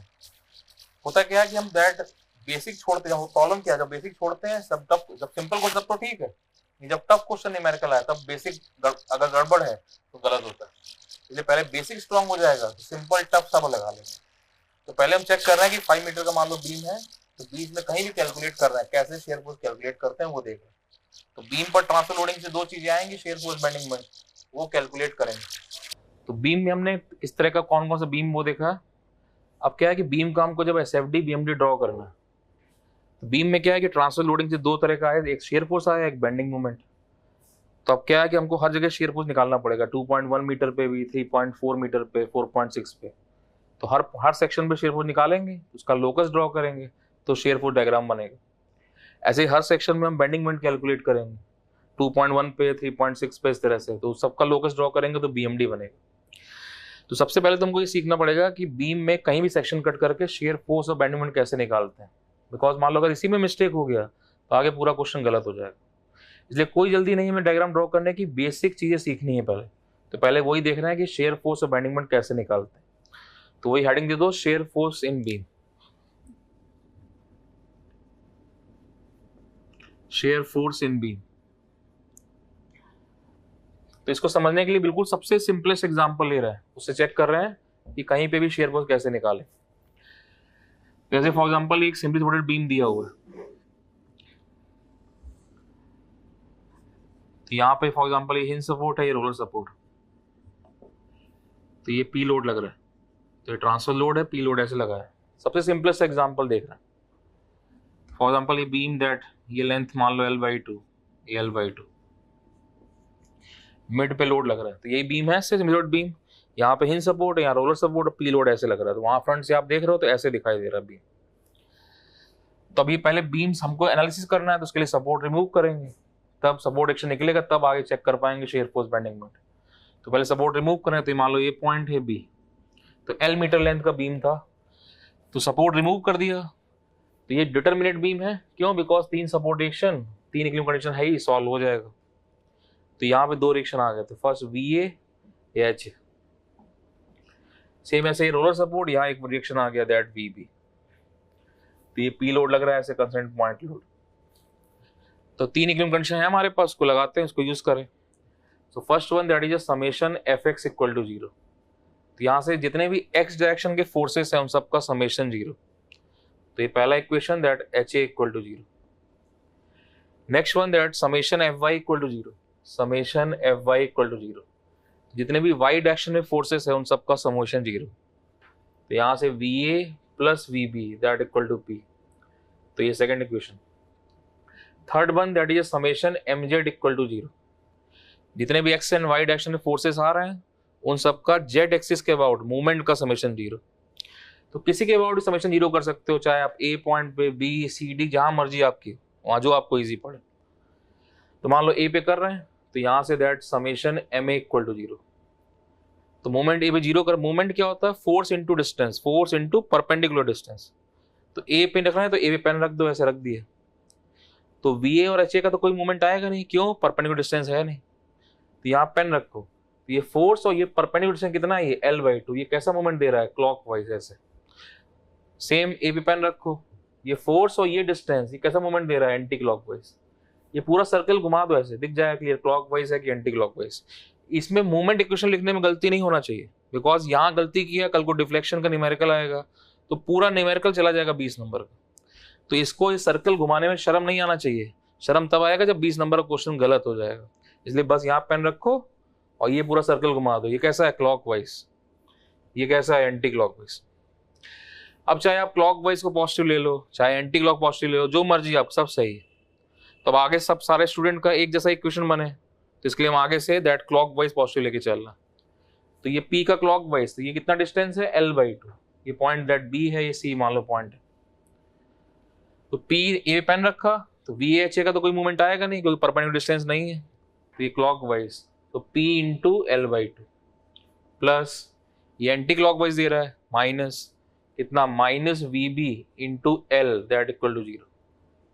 तो यहाँ सॉल्व किया तो वी बी का value that is a P by two, same ऐसे वी ए का value that equal to P by two. तो ये पहला स्टेप सपोर्ट एक्शन कैलकुलेट कर दिया। तो अब सपोर्ट एक्शन निकल गया, अब हम कहीं पे भी किसी सेक्शन कट करके शेयर फोर्स चेक कर सकते हैं।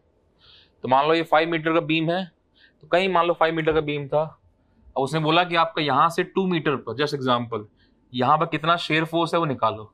तो यहाँ कट कर दिया सेक्शन ऐसे, मतलब विजुलाइज करो, ये 5 मीटर का बीम है, आपसे बोला कि यहाँ 2 मीटर पे कितना शेयर फोर्स निकालो, तो आपने क्या किया, यहीं पे सेक्शन कट कर दिया ऐसे। तो यहाँ पे कट किया सेक्शन, ये कट किया सेक्शन, तो यहाँ पे कितना शेयर फोर्स बेंडिंग मोमेंट वो चेक कर रहे हैं। तो पहले अभी शेयर फोर्स चेक कर रहे हैं। तो शेयर फोर्स निकालने के लिए आप लेफ्ट टू राइट बीम में, राइट टू लेफ्ट किसी भी साइड से मूव कर सकते हैं, जो आपको इजी पड़े। अभी हम सीख रहे हैं तो दोनों तरफ से चेक करेंगे कैसे आ रहा है वैल्यू। तो पहले चेक करते हैं, तो पहले लेफ्ट टू राइट चेक कर रहे हैं। So left to right. अब बीम क्या है, बीम ये आपका इक्विलिब्रियम में है, दैट इज आपके सारे फोर्सेस मूवमेंट्स ऑफ बैलेंस। तो जब इक्विलिब्रियम पूरा बीम बैलेंस है तो हर मेंबर डी मेंबर बैलेंस होगा, तो वो चेक करें। तो उसके लिए दैट मान लो कट किया, लेफ्ट टू राइट कट किया, तो इतना सेक्शन कट कर दिया। तो यहाँ पे कट किया तो ये ए पॉइंट था, यहाँ पी बाई टू आ गया reaction, support action we A का वैल्यू ऐसे निकाला था। तो यहाँ से एक्स डिस्टेंस पे लिया, कट किया सेक्शन, ये एक्स एक्स सेक्शन किया। तो ये क्रॉस सेक्शन है, ऐसे साइड से दिखाई देगा इस तरह से क्रॉस सेक्शन, इस तरह से। मतलब विजुलाइज करो, ये लग रहा है ऐसे फोर्स, तो ये पी बाई टू है। मान लो फॉर एग्जाम्पल 5 मीटर का बीम था पूरा, 2 मीटर पे कट किया, तो ये पी बाई टू ऊपर लग रहा है। तो ये क्रॉस सेक्शन है, ये बीम फ्रंट से ऐसे आपको दिखाई दे रहा है। ये 3 मान लो 5 मीटर का बीम था, ये इसका डेप्थ है, विड्थ है, तो फ्रंट से बीम आपको ऐसे दिखाई देगा। जब यहाँ पे साइड से आके देखोगे तो ये आपको क्रॉस सेक्शन दिखाई देगा। लॉन्ग एक्सिस ऐसे जा रहा है, लॉन्ग एक्सिस के परपेंडिकुलर जो कट करते हैं that is called the cross section, इसीलिए बोल रहे हैं क्रॉस सेक्शन। लॉन्ग कोई भी स्ट्रक्चरल मेंबर है उस पर लॉन्ग इसके परपेंडिकुलर कट किया, that is called the cross section. तो ये बीम आपको फ्रंट से ऐसे दिखाई दे रहा है। जब आप यहाँ से साइड से घूम के आओगे, यहाँ से देखोगे तो आपको ये क्रॉस सेक्शन दिखाई देगा। तो ये cross section rectangular, circular, I section, T section, कुछ भी हो सकता है। तो अभी जैसे फॉर एग्जाम्पल रेक्टेंगुलर है, तो ये बीम लगा, दैट बीम दिया था, तो 2 मीटर पे आपने से कट किया सेक्शन, तो ये क्रॉस सेक्शन है, this one that is a cross section. तो अब ये बैलेंस, पूरा बीम बैलेंस है, तो हर मेंबर बैलेंस होगा। तो अब देखो जरा पी बाई टू फोर्स यहाँ ऊपर की तरफ लग रहा है, मान लो 10 किलोन्यूटन है, तो इसको बैलेंस करने के लिए यहाँ पर पी बाई टू नीचे की तरफ आया, ऐसे बना पी बाई टू, इस तरह से करना ही पड़ेगा। क्यों? बिकॉज मान लो 10 किलोन्यूटन फोर्स ऊपर की तरफ है, तो अगर आप ये 10 ऊपर ही लगा दोगे तो ये बैलेंस ही नहीं होगा। जब ये 10 ऊपर है तो नीचे तब पूरा बैलेंस है। सेम ऐसे यहाँ पे कुछ मूवमेंट भी आएगा, मूवमेंट देगा, तो मूवमेंट चेक करेंगे, तो ये एम एक्स मूवमेंट अभी देखेंगे। अभी हम खाली शेयर फोर्स चेक कर रहे हैं, शेयर बेंडिंग मोमेंट के बाद, इसके बाद देखें। तो ये जो पी बाई टू दिख रहा है, ये जो internal that is called the shear force, और ये जो रेजिस्टिंग मूवमेंट है that is called the bending movement. तो क्रॉस सेक्शन करेक्शन कट किया, वहां चेक कर, internal shear force bending movement सब इंटरनल पार्ट है। तो पी बाई टू ऐसे लगा, विजुलाइज करो, ये यहाँ कट किया 2 मीटर सेक्शन आपने, ये पी बाई टू यहाँ लग रहा था, तो पी बाई टू ऊपर की तरफ है, तो बैलेंस करने के लिए पी बाई टू नीचे आया। तो ये जो क्या है, सेक्शन के अलोंग लग रहा है, तो ये शेयर फोर्स है। सेक्शन के परपेंडिकुलर जो फोर्स है नॉर्मल फोर्स है, सेक्शन के अलोंग जो है शेयर फोर्स है। एक सीजर से, कैंची से आप पेज को कट करते हो, पेज को स्लाइड कट करते हो, तो ये शेयरिंग है, शेयर है। तो ये सेक्शन के अलोंग फोर्स है, तो ये शेयर है। 3 मान लो क्रॉस सेक्शन है, 3 एक्सिस होती है सिंपल, एक्स वाई जेड। तो एक्स में लोड लगा, सेक्शन के परपेंडिकुलर है, नॉर्मल है। वाई में लगा, सेक्शन के अलोंग है, शेयर फोर्स है। जेड में लगा, सेक्शन के अलोंग है, शेयर फोर्स है।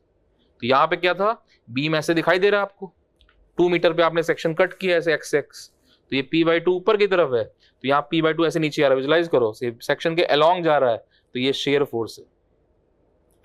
सेम यहाँ का कुछ मूवमेंट भी आएगा, तो MX bending moment, resisting moment, उसको भी आगे देखेंगे। तो अभी शेयर फोर्स मतलब क्या है कि ये 5 मीटर का बीम था, इसके 2 मीटर सेक्शन पे shear force P by to है। लेफ्ट टू राइट चेक किया, ऐसे ही राइट टू लेफ्ट चेक कर रहे हैं, तो आप कहीं भी साइड से ले सकते हो, लेफ्ट टू राइट या राइट टू लेफ्ट, किसी भी साइड से। तो आप राइट टू लेफ्ट चेक कर रहे हैं, तो यहाँ कट किया था सेक्शन इस तरह से, तो ये बी पॉइंट है, बी पे आपका यहाँ पर पी बाई टू लग रहा था ऐसे, इस तरह से, ये पी लग रहा है, तो ये एक्स एक्स सेक्शन, तो वो एक्स था, तो यहाँ से ये डिस्टेंस हो गया एल माइनस एक्स, इधर से ले रहे हैं। तो अब देखो जरा पी बाई टू ऊपर की तरफ है, पी नीचे की तरफ है, तो यहाँ पे पी बाई टू आपका ऊपर की तरफ आया। क्यों? ये पी बाई टू ऊपर, ये पी बाई टू ऊपर, तो पी ऊपर हो गया प्लस वाई में, और पी माइनस वाई बैलेंस है। अगर आप इसको नीचे ले लेते तो बैलेंस ही ना होता। सेम ऐसे यहाँ कुछ मूवमेंट भी आ जाएगा, तो मूवमेंट बाद में देखेंगे, अभी खाली शेयर फोर्स का बात कर रहे हैं। इधर इस साइड से कट किया, शेयर फोर्स P/2 नीचे, इधर ऊपर की तरफ है, तो ये होना ही चाहिए था। क्यों? एक ही पॉइंट पर अलग करते हैं, equal and opposite normal action. जैसे एक सिंपल एग्जांपल लें, ये मान लो दो ब्लॉक हैं ऐसे टच में है, ये first block second block, simple पढ़ते हैं इंजीनियरिंग में, इसमें इस तरह क्वेश्चन है। तो अब इसको आप अलग कर दो, तो मान लो आप फर्स्ट अलग किया, तो फर्स्ट ब्लॉक पे आपका ऊपर की तरफ नॉर्मल एक्शन ऐसे आया, और वहीं सेकंड ब्लॉक का डायग्राम बनाओ, तो सेकंड ब्लॉक पे आपका नीचे की तरफ आया। तो एक ही पॉइंट पे आपने अलग किया था, equal and opposite normal action, तो यहाँ ऊपर है तो यहाँ नीचे की तरफ, वही सेम नॉर्मल एक्शन आपका नीचे की तरफ। सो दो बॉडी टच में है, आपने एक पॉइंट पे अलग किया, equal and opposite normal action.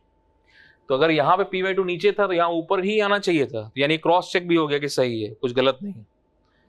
तो ये शेयर फोर्स मतलब 5 विजुलाइज करो, ये 5 मीटर का बीम था, आपने 2 मीटर पे कट किया सेक्शन, वहां पे शेयर फोर्स निकाला, तो शेयर फोर्स P/2 है, वो आप लेफ्ट टू राइट या राइट टू लेफ्ट किसी एक साइड से मूव करके निकाल सकते हो। दोनों साइड से मूव नहीं करना है, एक साइड से मूव करना है।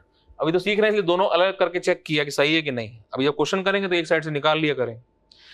तो मतलब क्या है कि एक बीम दिया हुआ है 5 मीटर का, उसके 2 मीटर पे आपको शेयर फोर्स निकालना है, तो लेफ्ट टू राइट या राइट टू लेफ्ट किसी एक साइड से मूव कर जाओ, दोनों साइड से मूव नहीं करना, एक साइड से मूव कर जाओ, और जितने भी ट्रांसवर्स फोर्सेस हैं उन सबका एल्जेब्रिक सम कर दो, तो वहां का शेयर फोर्स हो जाएगा। 5 मीटर का बीम है, बार बार बोल रहे हैं, क्यों? बिकॉज गलती यहीं से स्टार्ट होता है। अभी सिंपल क्वेश्चन है, जब टफ क्वेश्चन आते हैं 20 नंबर के, तो मिस्टेक यहीं से स्टार्ट होता है, इसलिए बेसिक स्ट्रांग रहेगा तो वो गलत नहीं होगा। कोई जल्दी नहीं, सब धीरे धीरे करेंगे। और कितने गोल, एक क्वेश्चन गलत होगा आपका, 2 गलत होंगे, 5 गलत होंगे, 10 गलत होंगे, थोड़ा भी शर्म होगा तो 11वां सही हो ही जाएगा, बस मेहनत करनी।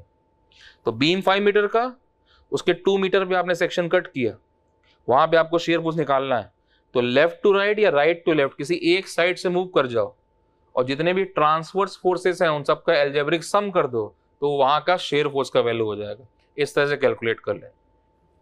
देख लो फिर से एक बार, तो ये एक बीम दिया हुआ था, 5 मीटर का बीम है, ऐसे L मीटर दिया हुआ, तो ये बीम विजुलाइज करो दिमाग में। ये बीम ऐसे था, इस पे आपका यहाँ हिंज सपोर्ट या रोलर सपोर्ट, ये P लोड लग रहा है ऐसे यहाँ पे। तो पहले तो सपोर्ट एक्शन शेयर फोर्स निकालना हो या बेंडिंग मोमेंट कुछ भी निकालना हो, तो पहले सपोर्ट एक्शन निकालेंगे। तो बीम डिटर्मिनेट है, 3 सपोर्ट एक्शन है, 3 इक्विलिब्रियम कंडीशन है, सॉल्व हो जाएगा। तो यहाँ VH है, यहाँ VB, तो पहले समेशन FX 0, जितने भी X डायरेक्शन में फोर्सेस हैं उन सबका समेशन 0, तो X में एक HA लग रहा है तो इक्वल टू 0।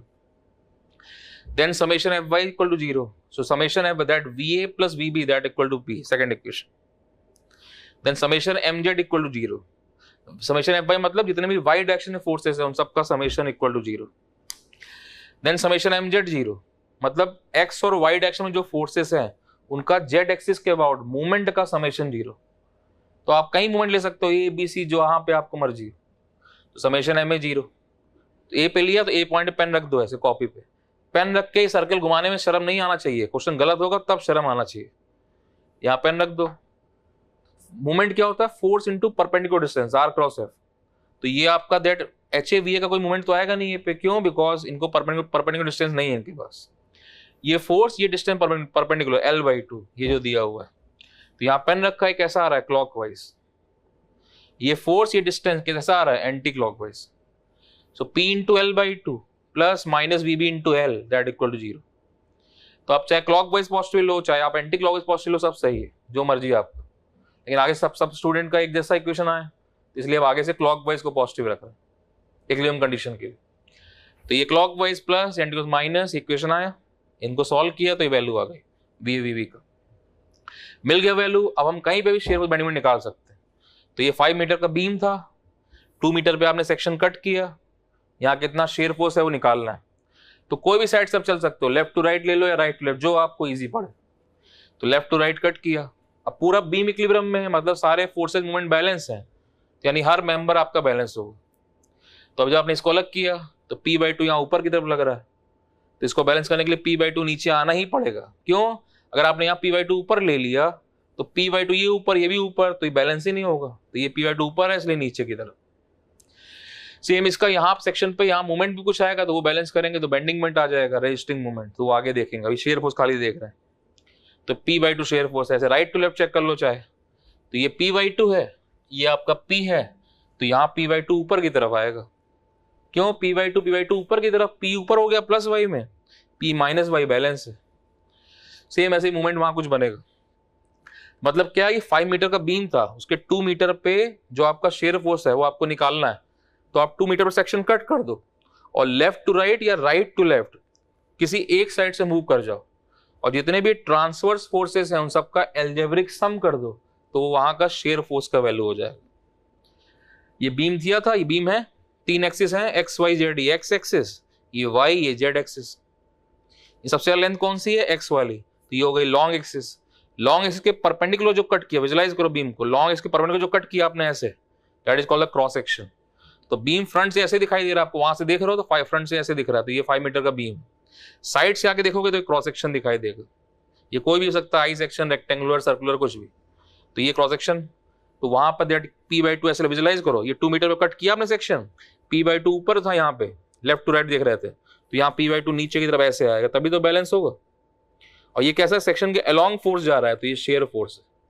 ये क्रॉस सेक्शन है, 3 एक्सिस है, तो एक्स में फोर्स लगाओगे तो ये नॉर्मल हो गया, वाई में लगाओगे शेयर हो गया, जेड में लगाओगे शेयर हो गया। तो एक क्रॉस सेक्शन प्लेन पे 2 शेयर, एक नॉर्मल आ रहा है, तो ये शेयर है, ये शेयर है, तो अभी P/2 आपका है, P/2 यहाँ पे सपोर्ट एक्शन ऐसे था, P/2 ऐसे नीचे की तरफ गया लेफ्ट टू राइट में, तो सेक्शन के अलोंग है, तो शेयर फोर्स। अब इधर से डाउनवर्ड है तो इधर से अपवर्ड आना ही चाहिए। क्यों? एक पॉइंट पे अलग किया आपने, एक सेक्शन पे equal and opposite normal action. जैसे ये क्वेश्चन हम सिलेक्ट करते हैं इंजीनियरिंग मैकेनिक्स में, फर्स्ट पे अलग किया तो फर्स्ट पे ऊपर की तरफ नॉर्मल एक्शन, सेकंड पे नीचे की तरफ, एक ही जगह अलग किया, equal and opposite normal action. तो अगर ये P/2 नीचे था, इसको P/2 को ऊपर ही आना चाहिए, तो वो आ रहा है, इसका मतलब क्रॉस चेक है कि सही है। तो इसलिए बीम में कहीं भी शेयर फोर्स निकालना है तो एक साइड से मूव किया लेफ्ट टू राइट या फिर राइट टू लेफ्ट, जितने भी ट्रांसवर्स फोर्सेस हैं उन सबका एल्जेब्रिक सम कर दिया, तो वहां का शेयर फोर्स का वैल्यू होगा, ऐसे कैलकुलेट कर दिया। अब वीडियो को पॉज करो, इसको पूरा फिर से समझो, कॉपी पे नोट करो और पूरा ध्यान से अपने आप, मतलब आपसे कोई पूछ रहा है इंटरव्यू में तो आप कैसे शेयर फोर्स निकालते हैं तो उसको हम एक्सप्लेन कर पाए। साथ में रफ कॉपी भी रखो, अपनी मेन कॉपी रखो, फिर उसमें इसको नोट करो, उसके बाद उसको रिवाइज करो और उसके बाद अपने आप से रफ कॉपी करके देखो तुरंत का तुरंत। ये नहीं कि हम पूरा खाली लेक्चर पढ़ते जा रहे हैं, उससे कोई फायदा नहीं होगा। आपको पढ़ना है साथ साथ, सारा रफ कॉपी करके देखा चाहिए शिव ऐसे निकालते हैं। मेहनत करना है थोड़ा, 1/3 क्लास है, 2/3 आपको खुद पढ़ना है। धीरे धीरे करेंगे, सब कुछ एक दिन में कोई नहीं सीखता, धीरे धीरे करके सीखते हैं, लेकिन पेन चलता रहेगा तो हम सीख जाएंगे। जितने भी अच्छे स्टूडेंट्स हैं, जितने टॉपर्स हैं, आप उनसे पूछ लो, वो प्रैक्टिस करते हैं, पेन चलाते हैं रफ कॉपी के ऊपर। तो अब कैसे रफ चलेगी? अपने नोट कर लिया अपनी कॉपी पे, अब उसको रिवाइज कर लिया, उसके आप सोच लो कि आपसे कोई इंटरव्यू पूछ रहा है कि शेयर फोर्स कैसे निकालते हो, क्या होता है, तो आप उसको बता पा रहे हो, तो वो रफ कॉपी पे प्रैक्टिस किया।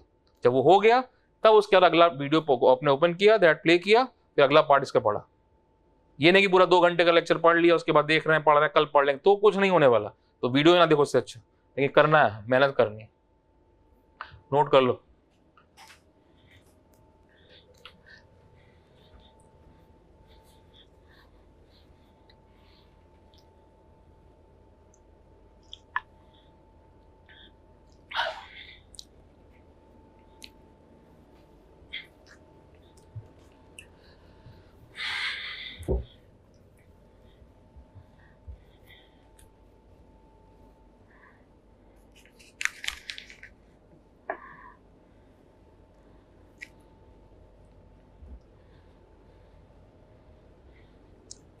तो इसमें शेयर फोर्स का डेफिनेशन लिख लो, जरा इसको लिख लो, ये वहां फोटोकॉपी में नहीं मिलेगा, इसको लिखना है आपको, तो अपनी कॉपी पे ही इसको साथ में लिख लो। Shear force is algebraic sum, shear force is algebraic sum of all the transverse forces, shear force is algebraic sum of all the transverse forces, either moving left to right or right to left, either moving left to right or right to left, और को underline कर दो, एक side से move करना है।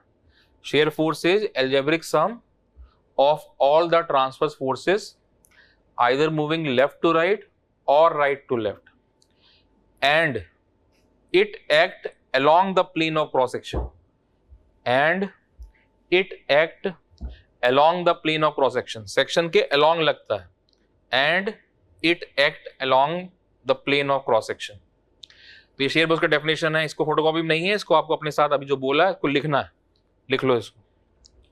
तो beam में शेयर फोर्स कैसे निकालते हैं हमने सीख ली।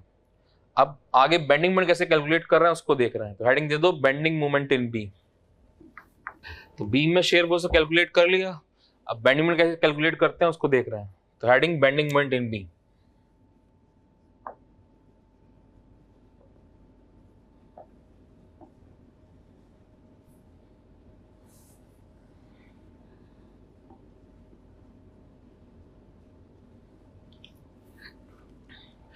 तो बिल्कुल सिंपल से एग्जांपल लेके चेक कर रहे हैं, जैसे सिंपल एग्जांपल देखा था, ये सब बेसिक इंपॉर्टेंट है बिकॉज यहाँ पे सीख जाएंगे दैट वहां पे हेल्प करेगा फिर दैट जब टफ क्वेश्चन आएंगे।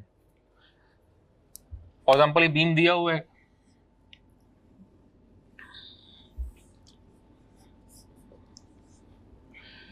सबसे सिंपल से एग्जांपल जो बन सकता है उसको लेके चेक कर रहे हैं।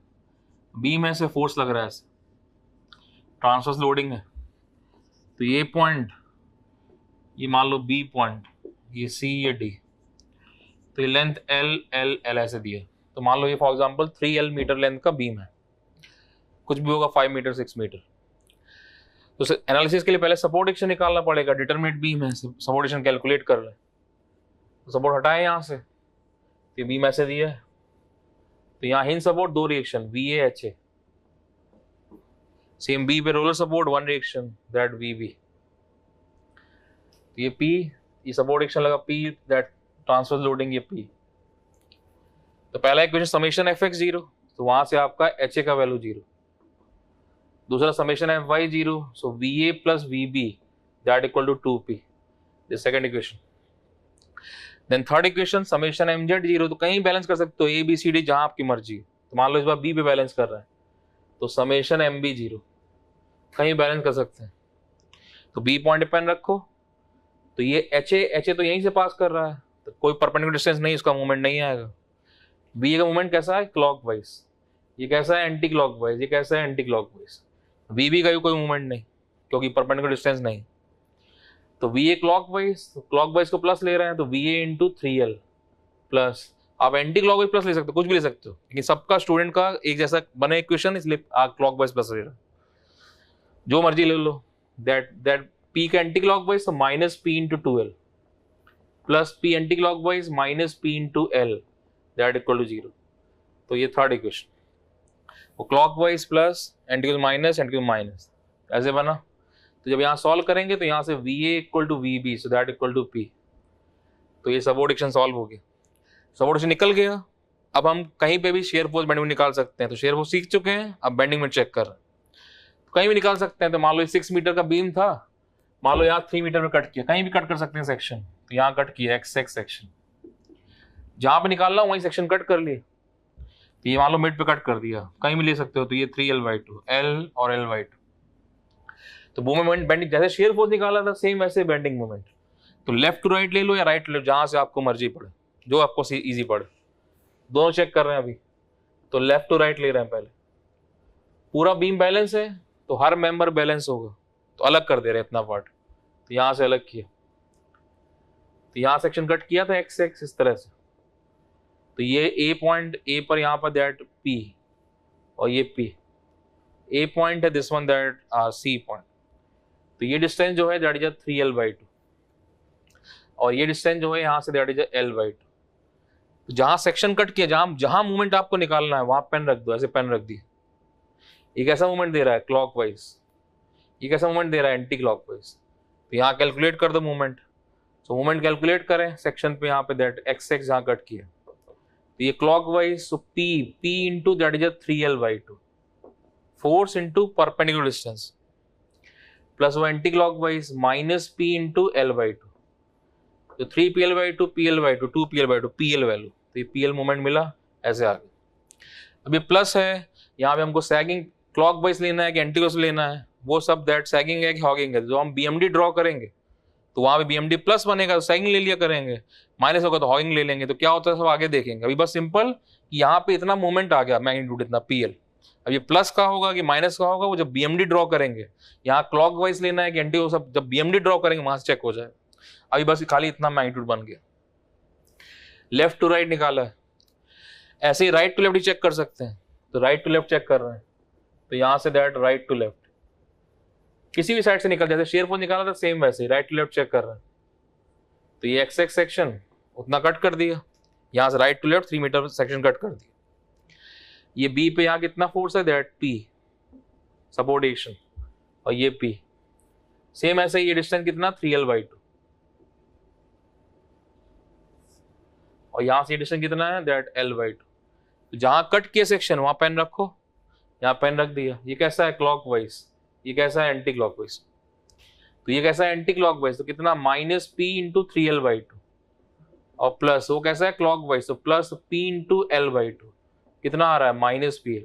माइनस आना ही चाहिए था, क्यों, इधर से प्लस में आया तो इधर माइनस आना चाहिए। तो ये क्रॉस चेक है कि सही है, क्यों, एक ही पॉइंट अलग किया सेक्शन पे, equal and opposite normal reaction. तो वहां से अगर +10 आ रहा है तो यहाँ से -10 आना ही चाहिए, जस्ट एग्जाम्पल। तो इसका मतलब क्रॉस चेक सही है। मतलब क्या है कि बीम था 6 मीटर का, उसके 3 मीटर पे आपने सेक्शन कट किया, और वहां पे आपको बेंडिंग मोमेंट निकालना है। तो आप क्या करो, लेफ्ट टू राइट या राइट टू लेफ्ट, किसी एक साइड से मूव कर जाओ। दोनों साइड से मूव नहीं करना है, किसी एक साइड से मूव कर जाओ, और जितने भी ट्रांसवर्स फोर्सेस हैं उनके मूवमेंट का अलजेब्रिक सम, प्लस अगर कोई कंसर्न मूवमेंट लोड भी लग रहा है तो उसका भी अलजेब्रिक सम कर देंगे, तो उस सेक्शन पे वहां का बेंडिंग मोमेंट हो जाएगा। तो 6 मीटर का बीम है, उसके 3 मीटर पे आपको बेंडिंग मोमेंट निकालना है। तो लेफ्ट टू राइट या राइट टू लेफ्ट, किसी एक साइड से मूव कर जाओ, और जितने भी ट्रांसवर्स फोर्सेस हैं उनके मूवमेंट का अलजेब्रिक सम, प्लस अगर कोई कंसर्न मूवमेंट लोड भी लग रहा है तो उसका भी अलजेब्रिक सम, उस सेक्शन का बेंडिंग मोमेंट की वैल्यू हो जाएगी। तो मतलब बीम में हम कहीं पे भी सेक्शन कट करके शेयर फोर्स या बेंडिंग मोमेंट निकाल सकते हैं, चाहे लेफ्ट राइट ले लो, चाहे राइट पे, कोई एक साइड से ले, एक साइड से लेना है, दोनों साइड मूव नहीं करना है। तो अभी समझने के लिए निकाल दिया कि दोनों साइड से, एक साइड से मूव करेंगे। देख लो फिर से एक बार। तो ये बीम दिया हुआ था, दैट सिंपल एग्जांपल लिया है। सबसे पहले सपोर्ट एक्शन निकाले, HA 0 क्योंकि कोई हॉरिजॉन्टल फोर्स नहीं। दूसरा equation VA + VB that 2P, then summation mz 0, कहीं मूवमेंट बैलेंस कर सकते हो, बी पे कर दे रहे हैं, यहाँ पेन रखो बी पे। ये कैसा, VA का क्लॉकवाइज, ये एंटी क्लॉकवाइज, ये एंटी क्लॉकवाइज। HA वहीं से पास कर रहा है, परपेंडिकुलर डिस्टेंस नहीं है, मूवमेंट नहीं आएगा। सेम VB का भी कोई परपेंडिकुलर डिस्टेंस नहीं है। तो ये क्लॉकवाइज प्लस VA × 3l, ये एंटी क्लॉक माइनस, ये एंटी क्लॉक माइनस, सॉल्व किया, VA VB का वैल्यू आ गया, सपोर्ट एक्शन निकल गया। अब हम कहीं पे भी शेयर पर बेंडिंग निकाल सकते हैं। तो ये 6 मीटर का बीम दिया था, आपने यहाँ 3 मीटर पे कट किया सेक्शन, तो यहाँ निकालना है बेंडिंग मोमेंट। तो चाहे लेफ्ट टू राइट ले लो, चाहे राइट टू, कहीं से ले लो, जरूरी नहीं कि मिड पे ही निकालना है, जहां मर्जी निकाल सकते हो, 1 मीटर पे, 2 पे, कहीं जहां मर्जी हो आपको, ऐसे। तो यहाँ कट किया, तो लेफ्ट टू राइट चेक कर रहे हैं, जहां मूवमेंट निकालना है एक्स एक्स पे वहीं पेन रख दो, जहां मूवमेंट आपको चाहिए वहीं पेन रख दो कॉपी पे। तो ये फोर्स, ये डिस्टेंस कैसा दे रहा है, क्लॉकवाइज। ये फोर्स, ये डिस्टेंस कैसा दे रहा है, एंटी क्लॉकवाइज। तो P/3l/2 plus minus P/l/2, PL आ रहा है। सेम चाहे तो राइट लेफ्ट चेक कर लो, यहाँ पेन रखो, जहां जहां मूवमेंट निकालना है वहीं पेन रख दो कॉपी पे, यहाँ पेन रखा। ये कैसा है, एंटी क्लॉकवाइज माइनस, कैसा है, क्लॉकवाइज प्लस -PL, और वो आना ही चाहिए, क्यों, लेफ्ट टू राइट प्लस में आया तो ये माइनस आना चाहिए। तो ये क्रॉस चेक है कि सही है, क्यों, एक ही सेक्शन पे अलग किया, equal and opposite normal reaction. Same यहाँ शेयर वो चेक करोगे तो 0 आ जाएगा, क्योंकि अलजेब्रिक सम कर देते हैं। मतलब क्या है कि बीम दिया आपको 6 मीटर का, जस्ट एग्जांपल, उसके 3 मीटर पे आपको बेंडिंग में निकालना था। तो आप एक साइड से मूव करो, लेफ्ट टू राइट और राइट टू लेफ्ट, और जितने भी ट्रांसवर्स फोर्सेस हैं उनके मूवमेंट का अलजेब्रिक सम, प्लस अगर कोई कंस्टेंट मूवमेंट लोड लग रहा है तो उसका भी अलजेब्रिक सम कर देंगे, तो वो सेक्शन का बेंडिंग मोमेंट का वैल्यू हो जाएगा। बार प्रेशर क्यों दे रहे हैं, बिकॉज गलतियां यहीं से स्टार्ट होती हैं, ये कोर बेसिक है। बिकॉज जब क्वेश्चन टफ आते हैं तब हमें समझ में आता है बेसिक की इंपॉर्टेंस। एक बार बेसिक सीख जाएंगे तो हम टफ क्वेश्चन आएगा तो मिस्टेक करेंगे, सीख ले अच्छा वहां कैसे किया था। इसलिए बेसिक स्ट्रांग रहना चाहिए। कोई जल्दी नहीं क्वेश्चन करने का, टाइम बहुत है, बस हमको मेहनत करना है अच्छे से। तो इस तरह से हम बीम में कहीं पे भी बेंडिंग में निकाल सकते हैं। नोट कर लो इसको, पहले पॉज करके नोट कर लिया, सीख लिया बेंडिंग में क्या कैसे निकालते हैं, अपनी मेन कॉपी भी लिख दिया, उसका तुरंत रफ कॉपी पे बना के देखा कि हमसे इस तरह से कोई हमसे इंटरव्यू पूछ रहा है तो बता रहा है कि बेंडिंग कैसे निकालते हैं, वो एक्सप्लेन कर दिया। नोट कर लो।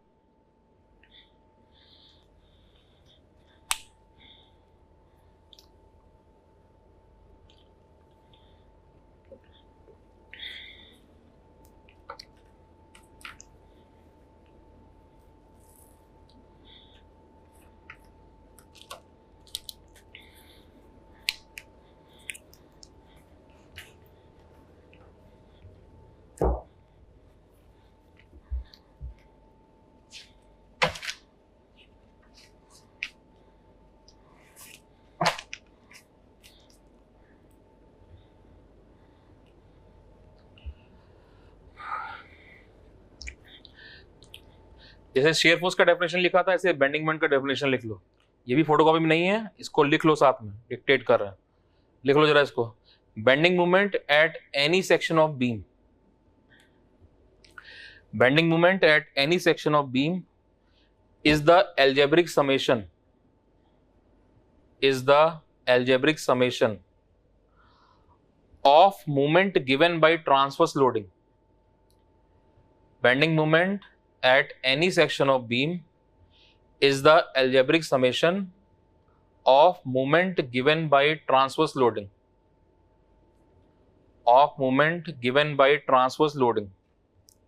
ब्रैकेट में लिख लो and concentrated moment, ब्रैकेट में and concentrated moment, bracket close, either moving left to right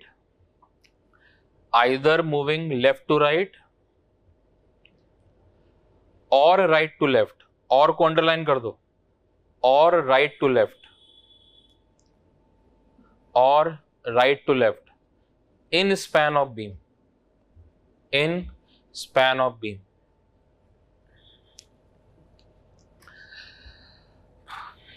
अभी हमने स्टार्टिंग में देखा था कि अगर बीम में इंटरनल हिंज होता है तो वहां पर एक, मान लो बीम में एक इंटरनल हिंज है तो वहां पर एक एडिशनल इक्वेशन आता है। तो इंट्रो में कई बार ऐसे पूछ लेता है कि भाई बीम में इंटरनल हिंज था तो एडिशनल इक्वेशन कैसे बन गया, उसको एक्सप्लेन करो। तो उसको हम यहां से एक्सप्लेन कर सकते हैं, तो वही देख रहे हैं। फॉर एग्जाम्पल यही क्वेश्चन दिया था। अब यहाँ पे हमने लिखा summation M Z equal to 0, that summation M B 0, कुछ भी लिख सकते हो, ए बी सी कहीं पे भी। जैसे मान लो फॉर एग्जांपल ये आपका दैट के पॉइंट है, यहाँ पे ले लिया ये के पॉइंट, तो समेशन जो लिखते हैं हम M Z equal to 0, that summation M A लिख सकते हो 0, summation M B, summation M K, कुछ भी, ये इक्विलिब्रियम कंडीशन है। तो ऐसे यहीं पे लिखा ये के पॉइंट था, ये के पॉइंट है। तो अगर आप लिखो यहाँ पे ऐसे समेशन एम के इक्वल टू 0, जैसे समेशन एम ए लिखा है, एम बी एम के कहीं भी लिख सकते हो। तो इसका मतलब एक्चुअली है कि that is a bending moment आप पहले निकालो के पर लेफ्ट टू राइट, तो ये कैलकुलेट किया, बेंडिंग मोमेंट के पे निकाला लेफ्ट टू राइट, और plus that is a bending moment K पे निकाला राइट टू लेफ्ट, तो that are right to left K पर। तो के पर हमने निकाला bending moment left to right, ये पी एल आया था, राइट टू लेफ्ट लिखा है माइनस पी एल आया था, दोनों का समेशन इक्वल टू 0। तो इसको हम ऐसे यूज कर सकते हैं, ऐसे लिख सकते हैं। तो ये एक इक्वेशन बनी है हमारी, ऐसे बनाई हमने। जैसे आप लिखते हो summation M A 0, A point यहाँ पे, तो bending moment left to right और प्लस राइट टू लेफ्ट। अब लेफ्ट टू राइट तो कुछ है ही नहीं, इसलिए पूरा राइट टू लेफ्ट का पूरा समेशन 0 कर दिया। सेम ऐसे लिखते हो आप summation M B equal to 0, B point पे, बी पॉइंट यहाँ पे, तो left to right plus right to left. अब राइट टू लेफ्ट तो कुछ है ही नहीं, लेफ्ट टू राइट का पूरा समेशन 0। ऐसे समेशन एम के 0, के पॉइंट बीच में, तो left to right plus right to left bending moment, तो लेफ्ट टू राइट पीएल था, right to left minus PL था, समेशन 0 ऐसे लिख दिया। तो ये इक्विलिब्रियम कंडीशन ऐसे लिख दिया। अब फॉर एग्जांपल मान लो इसी क्वेश्चन में यहाँ के पॉइंट पर इंटरनल हिंज हो जाए, जस्ट समझने के लिए।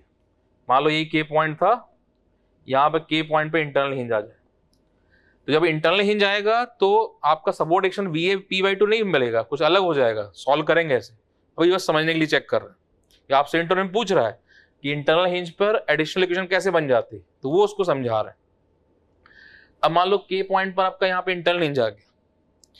अब के पे जब इंटरनल हिंज आ गया तो वहां पे आपको पहले से मालूम है कि यहाँ बेंडिंग मोमेंट की वैल्यू 0 है, और बीम के बीच में बेंडिंग मोमेंट निकालते कैसे हैं, एक साइड से मूव करते हैं, लेफ्ट टू राइट या फिर राइट टू लेफ्ट।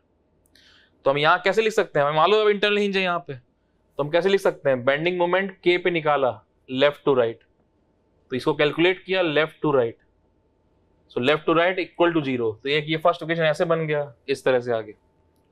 और यही के पे बेंडिंग मोमेंट की वैल्यू हम राइट टू लेफ्ट निकाल सकते हैं, तो एक क्वेश्चन हम लिख सकते हैं राइट टू लेफ्ट ऐसा ही अलग करके, तो बेंडिंग मोमेंट के पर राइट टू लेफ्ट, तो ये right to left, that equal to 0। तो ये सेकंड इक्वेशन। जब के पर इंटरनल हिंज नहीं था तब आपको मालूम नहीं था वहां मोमेंट कितना है, 10 है 20 है, तब खाली आप ऐसे ही लिख सकते हो इक्वेशन जो ये लिखी है, that left to right plus right to left, ये खाली एक ही इक्वेशन बन सकती है ऐसे। लेकिन जब आप के पे इंटरनल हिंज आ गया तो यहां पर अब बेंडिंग मोमेंट का वैल्यू ही 0 हो गया। और बीम के बीच में बेंडिंग मोमेंट कैसे निकालते हैं, एक साइड से मूव करते हैं। तो एक बार आपने इक्वेशन लेफ्ट टू राइट लिखी, आधा इक्वल टू 0 कर दिया, एक बार राइट टू लेफ्ट लिखा 0 कर दिया, 2 इक्वेशन बन रही। जब इंटरनल हिंज नहीं है उस केस में आप ऐसे सेपरेट करके नहीं लिख सकते हो, आपको दोनों का समेशन इक्वल टू 0 करना पड़ेगा, जो ऐसे लिखा था। लेकिन जब इंटरनल रेंज आ गया तो आप इसको ऐसे सेपरेट कर सकते हो। समेशन एम के इक्वल टू 0, ये क्या है, ये इक्विलिब्रियम कंडीशन है, और वहीं पे एम के इक्वल टू 0, ये क्या है, बेंडिंग मोमेंट की वैल्यू, दोनों में डिफरेंस है। ये तो आप कहीं भी लिख सकते हो, summation M A M B M C कहीं पे भी, लेकिन ये बेंडिंग मोमेंट की वैल्यू जो के पे 0 तब आपको मालूम चला जब वहां पे इंटरनल हिंज था। अगर इंटरनल हिंज नहीं होगा तो आपको पता ही नहीं कितना मूवमेंट है, तब थोड़ी लिख पाओगे यहाँ पे 0 10 कुछ पता ही नहीं आपको, तब क्या करोगे, दोनों को ऐड करके 0 लिखोगे, PL plus minus PL equal to 0। इसलिए जब इंटरनल हिंज नहीं है तो एक ही इक्वेशन बन रही है, यहाँ पे दिख रहा है जो, लेकिन जब इंटरनल हिंज बन रही है आपके दो अलग अलग इक्वेशन है। तो ये एक्सप्लेन कर रहा है कि एक एडिशनल इक्वेशन कैसे आ रही है। तो बहुत इंपॉर्टेंट कॉन्सेप्ट है, इंटर में पूछेगा कि आपका इंटरनल हिंज आने पर एडिशनल इक्वेशन कैसे बन रहा है, समझाओ। तो ऐसे एग्जाम्पल बना के समझा सकते हैं। देख लो फिर से एक बार, जब आप मोमेंट लिखते हो that equilibrium condition summation M Z equal to 0, तो यहां पर आप समेशन एम ए 0 लिखो, समेशन एम बी 0 लिखो, के सी कहीं लिखते रहो, सब सही है। तो समेशन एम के 0 लिखा आपने ऐसे, जब इंटरनल हिंज नहीं था, सिंपल था, उसकी बात कर रहे हैं। तो कैसे लिखोगे, बेंडिंग मोमेंट के पे निकाला, लेफ्ट टू राइट पीएल आया था, राइट टू लेफ्ट निकाला, माइनस पीएल आया था, समेशन करके 0 कर दिया। ऐसे ही जब आप यहाँ पे ए पे 0 करोगे, समेशन एम ए 0, तो left to right plus right to left को 0 लिखोगे, तो लेफ्ट टू राइट कुछ है ही नहीं, राइट टू लेफ्ट का पूरा समेशन इक्वल टू 0। जब बी पे निकालोगे तो left to right plus right to left कुछ है ही नहीं, तो लेफ्ट टू राइट का पूरा समेशन 0। ऐसे जब के पे लिख रहे हो तो left to right plus right to left to right कितना था, पीएल, राइट टू लेफ्ट कितना था, माइनस पीएल, दोनों का समेशन 0 ऐसे लिखा। अब लेकिन मान लो बीम के यही के पॉइंट पे इंटरनल हिंज आया था, जब इंटरनल हिंज आएगा तो उस केस में आपका सपोर्ट एक्शन अलग निकलेंगे, सब करेंगे, आगे पढ़ेंगे, ये सब पढ़ना है। तब जब इंटरनल हिंज आ गया तो उस केस में क्या हुआ, यहां का बेंडिंग मोमेंट ही 0 हो गया, और 6 मीटर का बीम है, आपको मालूम है 3 मीटर पे बेंडिंग मोमेंट 0 है, तो बीम के बीच में बेंडिंग मोमेंट कैसे निकालते हैं, सेक्शन कट करके एक साइड से मूव करते हैं। तो कैसे निकाला, एक साइड से मूव किया यहां तक इतना, उसको 0 लिख दिया, लेफ्ट टू राइट इक्वल 0। फिर ऐसे एक बार right to left equal to 0 लिख दिया, तो दो अलग अलग इक्वेशन लिख सकते हो। लेकिन जब इंटरनल हिंज नहीं था यहाँ पे इस पॉइंट पे, तब आप ऐसे नहीं लिख सकते हो, क्यों, तब पता, तब थोड़ी पता कितना मूवमेंट है यहाँ पे, 10 है कि 20 है, तब तो दोनों को ऐड करके इक्वल 0 लिख रहा हो। तो जब बीम में इंटरनल हिंज नहीं है तब इक्वेशन आपकी वैसे लिखी जा रही है, लेकिन जब बीम में इंटरनल हिंज आ गया तो इक्वेशन आप ऐसे लिख सकते हो, दो अलग इक्वेशन बना पा रहे हो, तो ये सेपरेट कर सकते हो। तो इसलिए यहाँ पर एक एडिशनल इक्वेशन है। तो ये एक्सप्लेन कर रहा है कि जब बीम में इंटरनल हिंज आती है तो एडिशनल इक्वेशन कैसे बनता है, कई बार पूछा इंट्रो में, जब बीम में इंटरनल हिंज आता है तो एडिशनल इक्वेशन कैसे बनता है, तो ये बना के उसको एक्सप्लेन कर सकते हैं। समेशन एम के 0, इसका मतलब क्या है, इक्विलिब्रियम कंडीशन है, लेफ्ट टू राइट मूवमेंट निकाला, राइट टू लेफ्ट समेशन करके 0 कर दिया, ये कहीं भी किसी पॉइंट में कर सकते हो। और ये क्या है, ये बेंडिंग मोमेंट की वैल्यू के पॉइंट पे, ये 0 तब होगा जब इंटरनल हिंज वहां पे होगा, नहीं तो कुछ मूवमेंट आएगा 10 20। तो यही सब करना है, बहुत से क्वेश्चन करने हैं, 2-4 गलत होंगे, धीरे धीरे सब सीख जाएंगे, बस जील होना चाहिए अंदर से कि मेहनत करना है। तो ये पूछे आपसे कि इंटरनल हिंज पर एडिशनल इक्वेशन कैसे बन रहा है, तो ऐसे पूरा एक्सप्लेन कर देंगे। तो वो जो पार्ट लिखा ब्लैक पेन से, वहां पे ये लिखा, इसको नोट कर लो, ऊपर हेडिंग दे देना कि why additional equation in internal hinge, तो वो दोनों पार्ट नोट कर लिया। जो बोर्ड पे सब कुछ नोट करना है, ये नहीं बस वीडियो देख रहे हैं, मूवी नहीं चल रही है, सीखना है, कैरियर की बात है, पूरा कैरियर बनता है, एक एक पॉइंट कॉन्सेप्ट क्लियर होना चाहिए, खाली 4 क्वेश्चन नहीं सॉल्व करने हैं, सब कुछ हमको आना चाहिए। कोई कुछ भी पूछे, हमारा ईगो हर्ट होना चाहिए कि हम ये जवाब क्यों नहीं दे पा रहे, उसके लिए मेहनत करनी। तो ऊपर हेडिंग दे देना कि why additional equation at internal hinge, तो वो वाला पार्ट नोट कर लिया, ब्लैक पेन से लिखा है, और ये नोट कर लिया, तो ये अपने आप से बना लिया। बाकी थोड़ा जो आपको समझ में आया, थोड़ा थ्योरी अपने आप से लिख लिया, और कोई डाउट लगा तो कम्युनिकेशन हो ही जाएगा, पूछ ही लोगे डाउट, नोट कर लो इसको।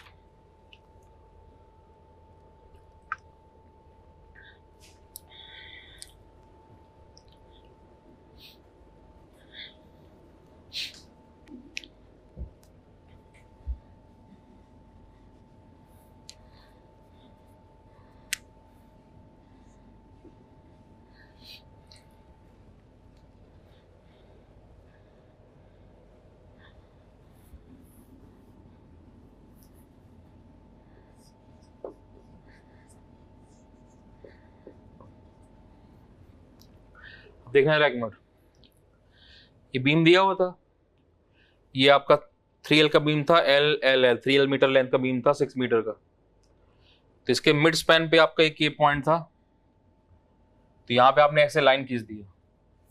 सो आप देखो जरा, बिल्कुल मिरर इमेज है, L/2 पी लोड है, इसके बाद ये L बिल्कुल मिरर इमेज है। तो कोई बीम आपको दिया, उसके मिड स्पैन पर आप एक ऐसे वर्टिकल लाइन ड्रॉ कर दो, और अगर आपका बिल्कुल मिरर इमेज आ रहा है, so this beam is called the symmetric beam. तो ये जो है that is called the symmetric beam. तो ये बीम आपका जो है that is called the symmetric beam. तो कोई बीम दिया है, आप उसके मिड स्पैन पर वर्टिकल लाइन ड्रॉ कर दो, और अगर बिल्कुल मिरर इमेज है, this beam is called the symmetric beam. और अगर बीम सिमेट्रिक है तो उस केस में आपका सपोर्ट रिएक्शन की वैल्यू इक्वल आएगी हमेशा। तो यहाँ पे हमने क्या लिया था, ऐसे VA लिया था और यहाँ पे VB लिया था। सपोर्ट रिएक्शन इक्वल क्यों आएंगे, क्यों, बिकॉज मिरर इमेज है। तो अगर ये 10 है तो वो 10 ही आना पड़ेगा, अगर 10 वो 8 हो गया तो मिरर इमेज बचेगा ही नहीं, इसलिए सपोर्ट रिएक्शन को इक्वल होना पड़ेगा। अब यहाँ पे हमने कैसे इक्वेशन लिखा था, एक लिखा था समेशन Fx0, दूसरा लिखा था समेशन Fy0। तो Fy क्या था, VA plus VB that equal to 2P, ये दूसरा इक्वेशन था। उसके बाद समेशन MB लिखा था हमने 0, मूवमेंट का इक्वेशन लिखा, तब सॉल्व किया आपने, VA VB का वैल्यू P। लेकिन अब आपको इसके से पहले से मालूम चल गया कि बीम सिमेट्रिक है, सपोर्ट रिएक्शन इक्वल रहेगा। तो जैसे ही आपने ये लिखा, उसके बाद हम यहाँ पे डायरेक्ट लिख सकते हैं कि that VA equal to VB that equal to P। तो इससे क्या होगा कि आपको ये मूवमेंट इक्वेशन लिखने का जरूरत नहीं पड़ेगा, तो टाइम बच जाएगा। इसलिए कोई बीम अगर आपको दिया है, अगर वो सिमेट्रिक है, तो उस केस में आपका सपोर्ट रिएक्शन इक्वल रहेंगे। तो सपोर्ट रिएक्शन सॉल्व करने में मूवमेंट इक्वेशन लिखने का जरूरत नहीं पड़ेगा, डायरेक्ट सॉल्व कर लेंगे। बीम अगर आपका सिमेट्रिक रहे तो उस केस में आपका BMD भी सिमेट्रिक रहता है और डिफ्लेक्टेड शेप भी सिमेट्रिक रहता है, इसका यूज करेंगे आगे। SFD सिमेट्रिक नहीं आता। तो बीम अगर सिमेट्रिक है तो उसके कोई बीम दिया है, उसके मिड स्पैन में वर्टिकल लाइन ड्रॉ करो, मिरर में जा रहा है तो बीम सिमेट्रिक हो गया। अगर बीम सिमेट्रिक है तो उस केस में आपका सपोर्ट रिएक्शन इक्वल, BMD भी सिमेट्रिक आएगा और डिफ्लेक्टेड शेप भी सिमेट्रिक आएगा, इसको देखेंगे अभी आगे। और लेकिन SFD सिमेट्रिक नहीं। तो ये यूज करेंगे, कैसे क्वेश्चन कैसे करने हैं वहां देखेंगे, यूज करा करेंगे। तो लिख लो इस पॉइंट को, लिख लो इस पॉइंट को, if beam is symmetric, if beam is symmetric, if beam is symmetric, then support reaction will be equal, then support reaction will be equal।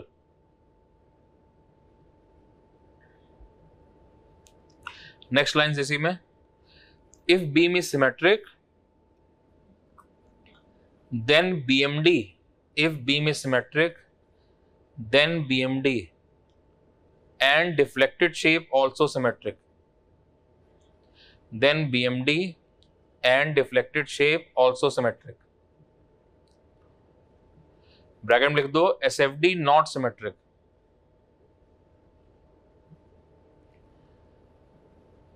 Bracket में SFD not symmetric।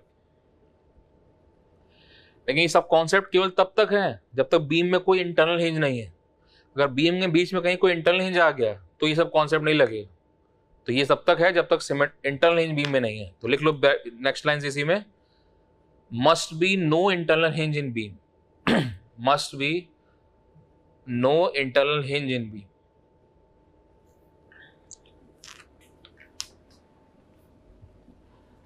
तो अब ये फिगर फिर से एक बार बना लो और बीच में से वर्टिकल लाइन ड्रॉ कर दो, और यहां पे लिख देना सिमेट्रिक बीम, यहीं लिख देना साथ में मिरर इमेज। तो ये डायग्राम बना के फिर से एक बार वहीं बीच में वर्टिकल लाइन ड्रॉ कर दो ऐसे।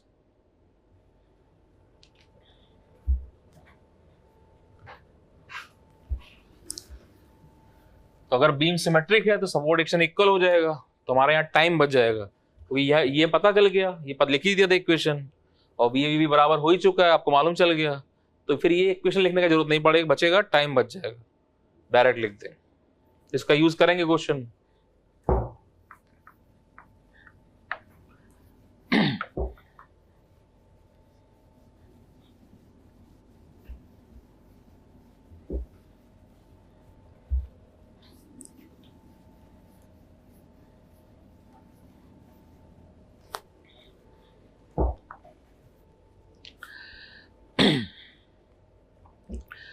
तो बीम में हमने चेक कर लिया कि शेयर फोर्स कैसे निकालते हैं, बेंडिंग मोमेंट कैसे निकालते हैं।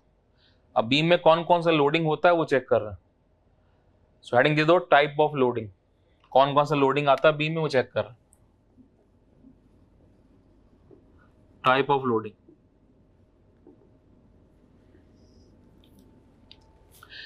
बीम में देखो जरा दो तरह का लोडिंग होता है, तीसरा कोई लोडिंग नहीं है। एक तो है पॉइंट लोड और एक है डिस्ट्रीब्यूटेड लोड।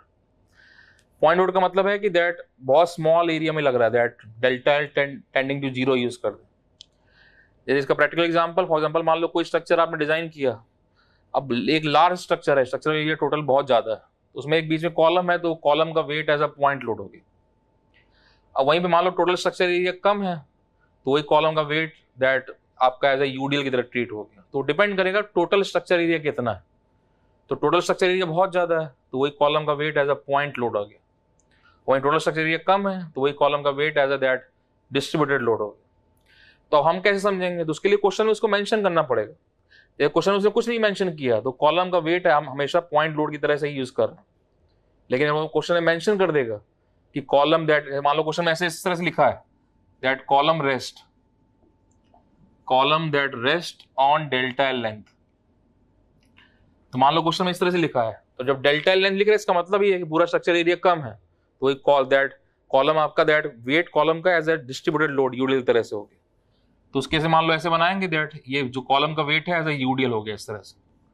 तो ये सपोर्ट एक्शन अगर कुछ आएगा तो ये डेल्टा एल लेंथ है, तो मान लो टोटल वेट आपका W दिया है तो ये हो जाएगा W इंटू डेल्टा एल इस तरह से। लेकिन ये मेंशन होना चाहिए, अगर मान लो क्वेश्चन में ऐसा मेंशन नहीं है तो वही कॉलम का वेट हमेशा एज अ पॉइंट लोड आप यूज करें। ऐसे मेंशन है तो इसलिए मान लो क्वेश्चन लिखा है column rest on delta L length, तो ये एज अ डिस्ट्रीब्यूटेड लोड इस तरह से होगा, जो भी कॉलम का वेट होगा वैसे ले ली। और मान लो ऐसे मेंशन नहीं किया है तो यही कॉलम का वेट को हम that as a point load use कर दें। तो दो ही तरह के लोड है, पॉइंट लोड और डिस्ट्रीब्यूटेड लोड। पॉइंट लोड का मतलब है कि दैट लेंथ यूज नहीं कर रहा, डिस्ट्रीब्यूटेड लोड का मतलब है कुछ लेंथ यूज कर रहा है, 1 मीटर 2 मीटर, जस्ट एग्जांपल।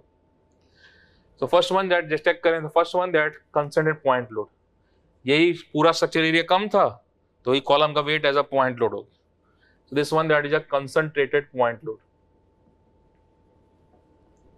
एक पॉइंट पर लोड लग रहा है, तो प्रैक्टिकल नहीं है, हर कॉलम भी कुछ ना कुछ लेंथ यूज कर ही रहा है, बट पूरा स्ट्रक्चर एरिया कंपेरेटिवली वैल्यू बहुत कम थी तो इसलिए कंसंट्रेटेड पॉइंट पे ले लिया। सो this one that is a concentrated point load. Next one वहीं पे पूरा स्ट्रक्चर इस तरह से दिया हुआ है तो वही कॉलम का वेट आपका डिस्ट्रीब्यूटेड लोड की तरह से हो गया, यूनिफॉर्म डिस्ट्रीब्यूटेड लोड, इस तरह से बनाते हैं तो ऐसे ले लिए। तो ये आपका दैट इज ऐसे शो कर दिया या फिर आपने इस तरह शो कर दिया, uniform distributed load. Uniform distributed load मतलब कि हर डीएक्स में इंटेंसिटी आपका सेम है। So this one that is W kilo Newton पर मीटर। तो मान लो ये L मीटर लेंथ है, 2 मीटर लेंथ है, इसमें यूडीएल लगा हुआ है ऐसे, यूनिफॉर्म डिस्ट्रीब्यूटेड लोड। तो कॉलम का वेट है या बीम का वेट है, एक क्वेश्चन में दिया है कि बीम का वेट इतना है तो वो पूरा वेट एज अ यूडीएल हो गया, यूनिफॉर्म डिस्ट्रीब्यूटेड लोड। एक बर्फ का सिल्ली है उसको आपने जैसे रखा है आपका फर्श पे, तो वो आपका यूडीएल, यूनिफॉर्म डिस्ट्रीब्यूटेड लोड। तो W किलो पर metre, so this one that हर डीएक्स पे सेम इंटेंसिटी है, so this one that is a uniform distributed load, that uniformly distributed load, her dx पे सेम इंटेंसिटी है, so uniform distributed load ऐसे लिखा है। Same ऐसे ही अगर हर dx पे इंटेंसिटी चेंज हो रहा है so that is called the uniformly varying load, तो हर dx पे इंटेंसिटी चेंज हो रहा है ऐसे इस तरह से, uniform varying load. This one that W kilometre पर मीटर, तो ये 0 से स्टार्ट होके मैक्सिमम हो रहा है, कुछ लेंथ दिया होगा L1 मीटर इस तरह से, 1 मीटर 2 मीटर कुछ, या फिर कुछ इंटेंसिटी से आपका बढ़ रहा है इस तरह से, तो ये यूनिफॉर्म वेरिंग लोड। हर dx में आपका इंटेंसिटी, हर dx में इंटेंसिटी सेम था, यूनिफॉर्म डिस्ट्रीब्यूटेड लोड। हर dx में इंटेंसिटी चेंज हो रहा है, यूनिफॉर्म वेरिंग लोड। तो ये यहाँ पे W1 इंटेंसिटी है, ये W2 इस तरह से, तो ये uniform varying load. So this one that uniformly varying load, हर dx पे इंटेंसिटी चेंज हो रहा है, यूनिफॉर्मली वेरिंग लोड। जैसे फॉर एग्जांपल आप कभी शिमला जाओ या कश्मीर जाओ तो वहां पे आइस डिपॉजिट होता है, तो जो आइस का डिपॉजिशन है वो आपका यूनिफॉर्म वेरिंग लोड इस तरह से, हर dx पे इंटेंसिटी चेंज हो रहा है। सेम ऐसे कंसंट्रेटेड पॉइंट लोड था, ऐसे कंसंट्रेटेड मूवमेंट लोड है, एक पॉइंट पे मूवमेंट लग रहा है ऐसे, तो ये ऐसे लगाया, तो this one that is m kilo newton metre, मान लो ये पॉइंट है। तो ये जो है that is a concentrated moment load.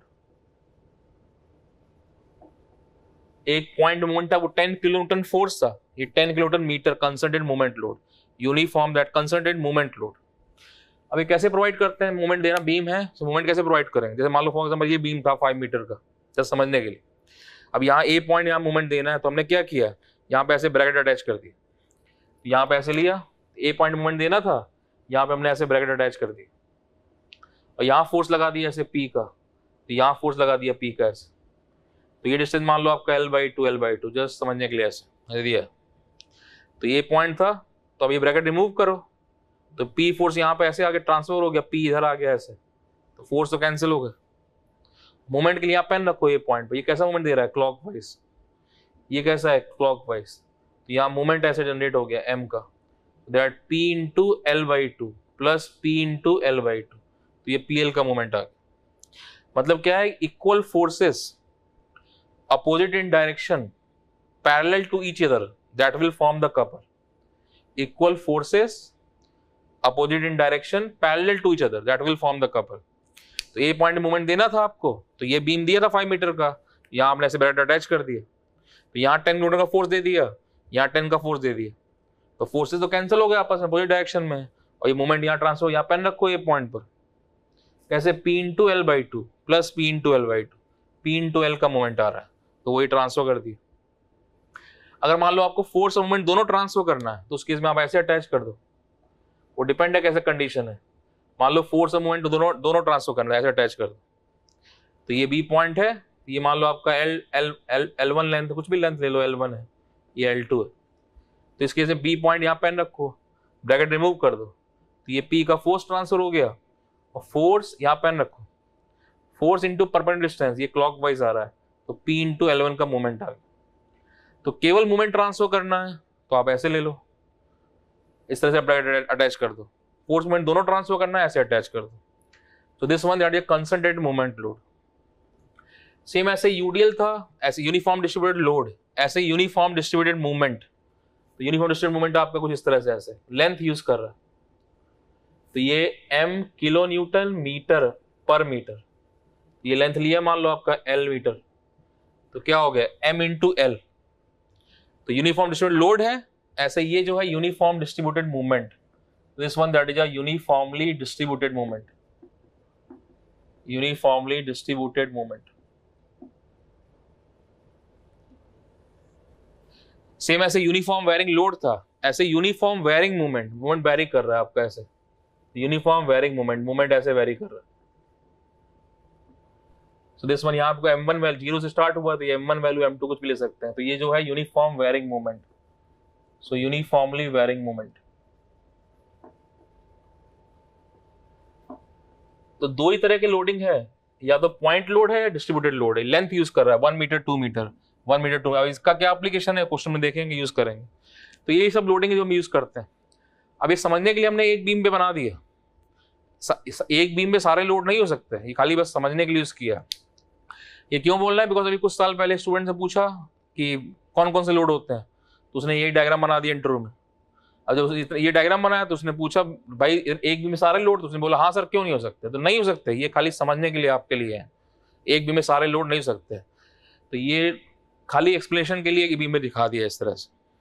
देख लो फिर से एक बार, तो बीम पे बस आपका दो तरह का लोडिंग है, एक पॉइंट लोड और एक डिस्ट्रीब्यूटेड लोड। पॉइंट लोड का मतलब है कि वो लेंथ यूज नहीं कर रहा है, यार लेंथ यूज भी कर रहा है तो बहुत वैल्यू कम है, तो वो डिपेंड करेगा, जैसे हम तो स्ट्रक्चर डिजाइन करेंगे, हम स्ट्रक्चर इंजीनियर हैं, तो अगर पूरा स्ट्रक्चर एरिया बहुत ज्यादा है तो उसमें जो कॉलम का वेट है वो एज अ पॉइंट लोड हो गया, और वहीं पे अगर पूरा स्ट्रक्चर एरिया बहुत ज्यादा नहीं है, कम है, तो वही कॉलम का weight as a distributed load हो गया। वो डिपेंड करेगा टोटल स्ट्रक्चर एरिया कितना है। अब लेकिन हम समझेंगे कैसे, तो उसके लिए उसको क्वेश्चन में मेंशन करना पड़ेगा। तो अगर उसने ऐसे मेंशन किया है column rest on delta length, मतलब कॉलम का वेट पूरा स्ट्रक्चर एरिया मतलब कि कम है, इसलिए वो कॉलम का weight as a distributed load आ गया, ऐसे डायग्राम बना देंगे। और वहीं अगर ऐसे ये लाइन नहीं लिखा है तो हम अपने आप नहीं समझ पाएंगे, तो हम उसी कॉलम का वेट को एज अ पॉइंट लोड दिखा देंगे ऐसे। So this one considered point load that length that very tending to zero that, इसलिए वहां पे एक पॉइंट पे लग रहा है, लेंथ की वैल्यू बहुत कम है। कंपेयर टू पूरा structure area. Same second one that is called the uniformly distributed load. Uniform distributed load मतलब दैट लेंथ यूज कर रहा है 1 मीटर 5 मीटर का बीम है, उसे 1 मीटर 2 मीटर लेंथ यूज कर रहा है। यूनिफॉर्मली डिस्ट्रीब्यूटेड लोड, हर डीएक्स में सेम इंटेंसिटी है, यूनिफॉर्मली डिस्ट्रीब्यूटेड लोड। तो वही पूरा स्ट्रक्चर एरिया बहुत ज्यादा नहीं है तो कॉलम का वेट एज ए यूडीएल हो गया। बीम का क्वेश्चन है, बीम दिया 5 मीटर का, उसका वेट दिया है कि बीम का इतना वेट है तो वो एज ए यूडीएल हो गया। हर डीएक्स पे सेम इंटेंसिटी है, यूनिफॉर्मली डिस्ट्रीब्यूटेड लोड। ऐसे दिखा दो, ऐसे शो कर दो, एक ही बात। Next one uniform varying load, हर डीएक्स पे इंटेंसिटी चेंज हो रहा है, यूनिफॉर्मली वेरिंग लोड, हर डीएक्स में इंटेंसिटी चेंज हो रहा है। तो ये 0 से स्टार्ट होकर मैक्सिमम जाए या फिर कुछ वैल्यू से मैक्सिमम जाए, हर डीएक्स में इंटेंसिटी चेंज हो रहा है। जैसे आपका आइस वगैरह कहीं डिपॉजिट हुआ तो वैसे ही डिपॉजिट होता है, यूनिफॉर्मली वेरिंग लोड, हर डीएक्स पे इंटेंसिटी चेंज हो रहा है। सेम कंस्टेंट पॉइंट लोड था, ऐसे कंस्टेंट मूवमेंट लोड है, एक पॉइंट मूवमेंट लगा है 10 किलोमीटर मीटर का। कैसे दिया मूवमेंट, ये बीम था 5 मीटर का, यहाँ मूवमेंट देना था तो यहाँ हमने ऐसे ब्रैकेट अटैच कर दी, यहाँ फोर्स दे दिया, यहाँ पी, ये P force, equal force opposite in direction parallel to each other that will form the couple. तो कपल जनरेट कर दिया, फोर्स तो कैंसिल हो गया आपस में, यहाँ हटा दो ब्रैकेट सारा ए पॉइंट पर, तो ये पॉइंट है यहाँ पे, फोर्स कैंसिल हो गए, मोमेंट यहाँ पेन रखो ये पर, ये कैसा है क्लॉकवाइज, ये कैसा है clockwise, P × L/2 plus P × L/2, ए पॉइंट पेन रखो क्लॉकवाइज क्लॉकवाइज। अगर आपको फोर्स मोमेंट दोनों ट्रांसफर करना है तो आप ऐसे अटैच कर दो ब्रैकेट को, तो यहाँ बी पे पेन रखो तो फोर्स ट्रांसफर हो गया P का, यहाँ पेन रखो P × L1 का मोमेंट आ गया। तो डिपेंड करेगा कैसा कैसा रिक्वायरमेंट है। सेम ऐसे ही यूनिफॉर्म डिस्ट्रीब्यूटेड लोड था, ऐसे uniform distributed movement L metre length पे M किलोमीटर मीटर पर मीटर का, तो यानी M × L किलोमीटर मीटर आ जाएगा। ऐसे यूनिफॉर्मली वेरिंग मूवमेंट, हर डीएक्स पे दैट इंटेंसिटी चेंज हो रहा है, इस तरह से। तो इसका एप्लीकेशन देखेंगे आगे कैसे यूज करना। तो ये डिफरेंट टाइप की लोडिंग है जो हम बीम में यूज करते हैं। तो देखो ध्यान से, कहीं कोई डाउट लगता है तो बोलो। तो इसको नोट कर लो, पहले पॉज कर दिया वीडियो, इसको पूरा नोट करो, कॉपी पे अपना, फिर कॉपी पे क्या समझो अपने आप से, उसका रफ कॉपी बना के देखो। हर जो बोर्ड पे लिखा है एक बार रफ होगा, वो तुरंत सीखना है। साथ साथ मूवी नहीं चल रहा है कि बस 3 घंटे की मूवी देख रहे हैं, साथ साथ पढ़ना है, साथ साथ करना है। और आप नहीं करोगे तो दूसरा आपसे आगे निकल जाएगा, इसमें कोई डाउट नहीं है।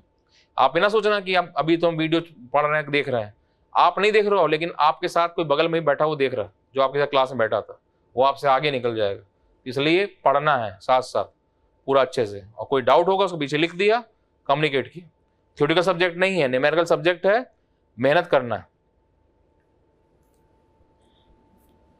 नोट कर लो इसको।